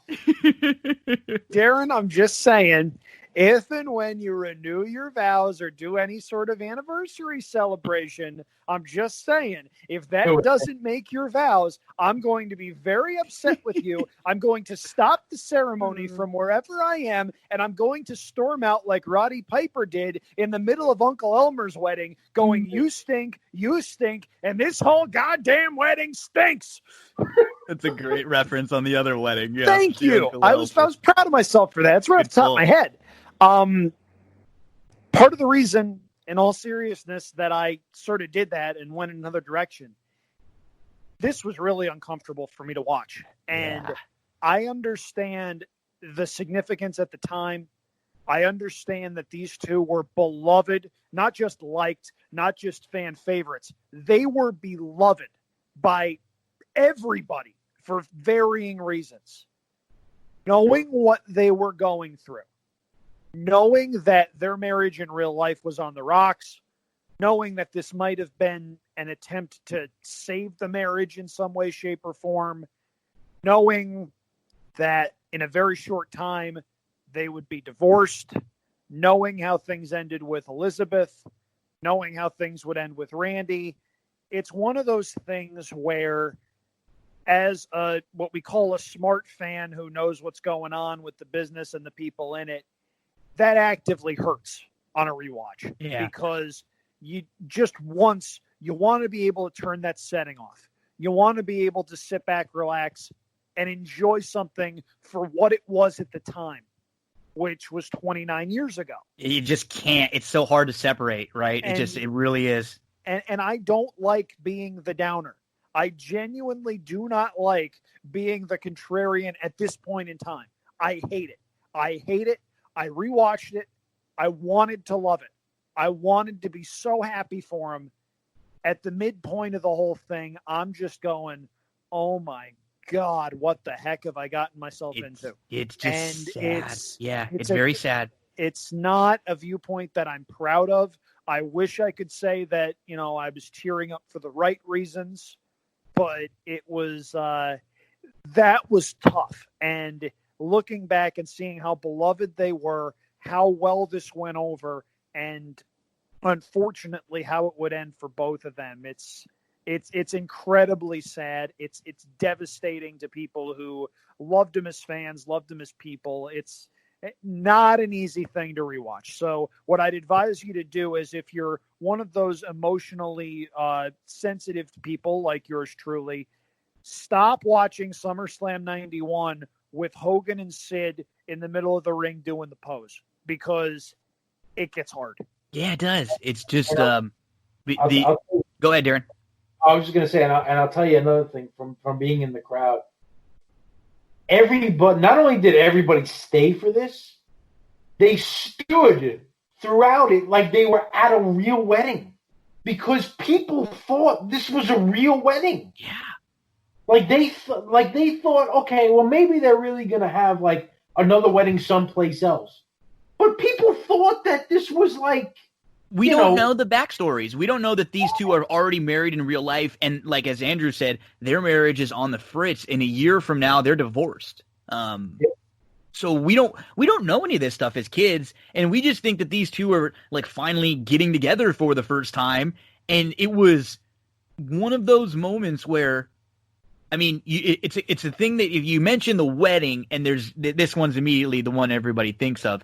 And this was, we remember the Macho Man lost at WrestleMania 7, so he's not wrestling right now. He's not an active wrestler. They had to figure out things for him to do, and what they were able to do was, when Ultimate Warrior leaves, Vince looks around and goes, "Oh crap! I definitely need Randy back now for a little while at least." And so they're able to turn the feud that was supposed to be with Jake the Snake and Ultimate Warrior. That was Ultimate Warrior and Jake and Undertaker had a pretty intense feud going on leading up to SummerSlam, where they locked Ultimate Warrior inside a casket for a little while, which was pretty crazy. And he had to get revived by like mouth to mouth. It was like he was out, and he ends up coming back, and he's like a changed warrior. So they called the audible, and after this they end up bringing Savage back, and he gets reinstated. And it's actually at this Tuesday in Texas where he has the match against Jake the Snake, and then he ends up coming back, and we know he ends up winning the title at WrestleMania 8, not even a year from here. And then the year from here, he's got an awesome match at SummerSlam 92 with the Warriors. So just sad, lots going on. But at the time, this was a huge deal, just a really, really big deal. And we end the show with the wedding. And as Darin mentioned, when they have the post-show reception, we do see that The Undertaker and Jake the Snake attack Macho Man, and they crash the wedding, and this sparks the feud with the Macho Man and Jake the Snake. That becomes a very, very intense feud that lasts for 6-8 months moving forward. Good show, man. I mean, Darin, this was a good pick on your end. Got to applaud you for that. It was fun, too. It was a quick rewatch. I think the show only times out overall at like 2 hours, 40 minutes so you're not necessarily getting into like the 4-hour mark when we're rewatching this thing. And this was a big night for a lot of different folks, right? For Brett, for Virgil, big night for Big Boss Man. Andrew, you even mentioned it for the Mountie. He was great, on the heel end tonight. You get the LOD winning their tag titles. It's a big night for Sid as he's posing with Hogan at, one of the big main events. Randy and Liz, have a huge angle. So just a fun, big night throughout. And Darin, good call on this one. What are your closing thoughts on the show? Yeah, it's probably – you get two great SummerSlams back to back. I know you went over 92 with Bean. Mm-hmm. 91 and 92, in my opinion, are two of the best SummerSlams of all time, and I think that's true to this day. You really get two great ones back to back. And when I heard you guys were doing 92, I thought we should do 91 because some stuff in 91 obviously rolls into 92. But it's just a genuinely good show. It's a keep the crowd happy the whole time. And again, it's just, if you listen to this and you go and watch, I can't understate it, the level of enthusiasm from the crowd from start to finish, just sustained. It was just a sight to see. It was really cool. And that's kind of the advantage of doing these things 2.5 hours instead of 7, Yeah. Because when you get into hours 4, 5, and 6, man, it's hard. On everyone. It's hard on the fans, too. Like, we're able to get into all of these matches and have so much more fun taking them apart and dissecting them, that we unfortunately, and I'm sure at some point we'll get to some more modern shows and stuff, but we just aren't going to be able to do that kind of, like analysis like we do with these matches and talk about fun stuff and backstories and this and that. And so, Andrew, two things. First, you've got the choice for next week. So in the next few minutes, think about what the selection is going to be. And second, what were your kind of final big picture thoughts on this show? To channel Batista, I've known what I was going to do for a long time. Darin, get the table ready so I can put Gino through it. Anyway, so this was a fun show. Stuff aside about the last 20 minutes, I enjoyed this show. There were some real highlights. The main event was a real pleasant surprise. I didn't remember that match being good at all, and I genuinely enjoyed it for what it was. Mr. Perfect and Bret Hart put on a clinic early on in the show. A couple of other really good matches as well. The opener was really good. You had Virgil beating Ted DiBiase for the $1 million belt. Something for everybody on this show. You've got the Mountie in his, star performance in his WWF career doing his, you want the finger? Here's the finger routine. That's the one line we hadn't done yet, and I needed to get that in before we got under the gun. At any rate, the next show we're going to do is going to be something from my old stomping grounds. We're staying in this era, and I'm so happy to be able to announce this right now. The 1992 Royal Rumble from the Knickerbocker Arena in Albany, New York. A building I worked in for 2 years at Siena College basketball. It is going to be so much fun talking through the Royal Rumble match. And that undercard's pretty cool, too, because the opener with the new foundation is surprisingly good. There's a really bad match that we can have so much fun just crapping all over. And then you get the Royal Rumble with Flair being Flair and him getting his shining moment in WWF. That Royal Rumble, obviously up there with the best Royal Rumbles of all time, in my opinion. Regardless of stipulations, it's one of the best WWF matches of all time, period. It's so much fun, and I'm looking forward to diving in with you guys next week. That is fair to Flair, Andrew. That is fair to Flair. We are going to have a blast talking Rumble 92. There are some of the all-time my all-time favorite promos in that show. Like, everybody gets their opportunity to talk about, to cut their promo on winning the title. Piper has a great one talking about winning 2 belts. He's going crazy. Macho has the good one where he's, I've been to the top of the mountain and I'm going back. Yeah, I'm going back. Yeah. So we're going to have a fun time watching and discussing Royal Rumble 92. And it's a great time because we just talked SummerSlam 91, so it fits really perfect. There's literally only one show in between that and this show, and it was Survivor Series 91. So Royal Rumble 1992 for next Thursday. Darin, let the folks know where we can find you online, and then Andrew, you follow. Twitter, at the Track 7. We got opening weekend at Churchill. We got more racetracks. We got Santa Anita. We got Churchill. We got stuff to talk about on Twitter. I'm very excited. I'm very excited. Even though we can't go to the track and bet, hey, you know what? The more tracks that race, the better. And everything that opens up is one more step closer to life as we know it, right? Mm-hmm. So celebrate that. Let's have a good weekend. But yeah, Twitter, at the Track 7. And for me, it's at Andrew Champagne. Quick, cheap plug. Myself and JD Fox interviewed Matt Dinnerman, the track announcer at Golden Gate Fields. Was a really fun conversation. The back half of our conversation was talking about today's Pick 6 sequence, which had a mandatory payout. None of us came close, unfortunately, but it was hard. 15 to 20 minutes or so. Yeah, it was. I was actually surprised it didn't pay as much as I thought it would. I agree. I thought it was going to be 10 at least, and it was only around 6. It just seemed like one of those tricky sequences where even the horses that were short prices weren't necessarily going to be singles on people's tickets. Right. I didn't even use the horse in the first leg. Yeah, it was. It was really strange, but obviously very happy. Golden Gate Fields is back. Yes. Happy Santa Anita is back. Happy Churchill is back. Hopefully more tracks follow. Saratoga. I'm so sorry. I've had. Does anyone have a lozenge? We'll see. Darin will be the first to alert us with the happenings over there in New York. But yeah, great to see. I mean, it's fun and it's just some normalcy coming back now, and we'll have a little more to discuss. So, fellas, thank you very much. When we talk next week, we're going to be talking about one of, I think, all of our favorite shows and one of most people's favorite shows. It's just an excellent, excellent show from top to bottom, Royal Rumble 92. So if you want to follow along with us, you've got some homework over the weekend. Watch 92 Rumble, and we'll be here to talk about it next week. Don't go anywhere, though, folks. We're gonna got a little bit more left on That's What G Said. A big thank you to Erik. A big thank you to Darin Zoccali, who shows up on this podcast 2 different times.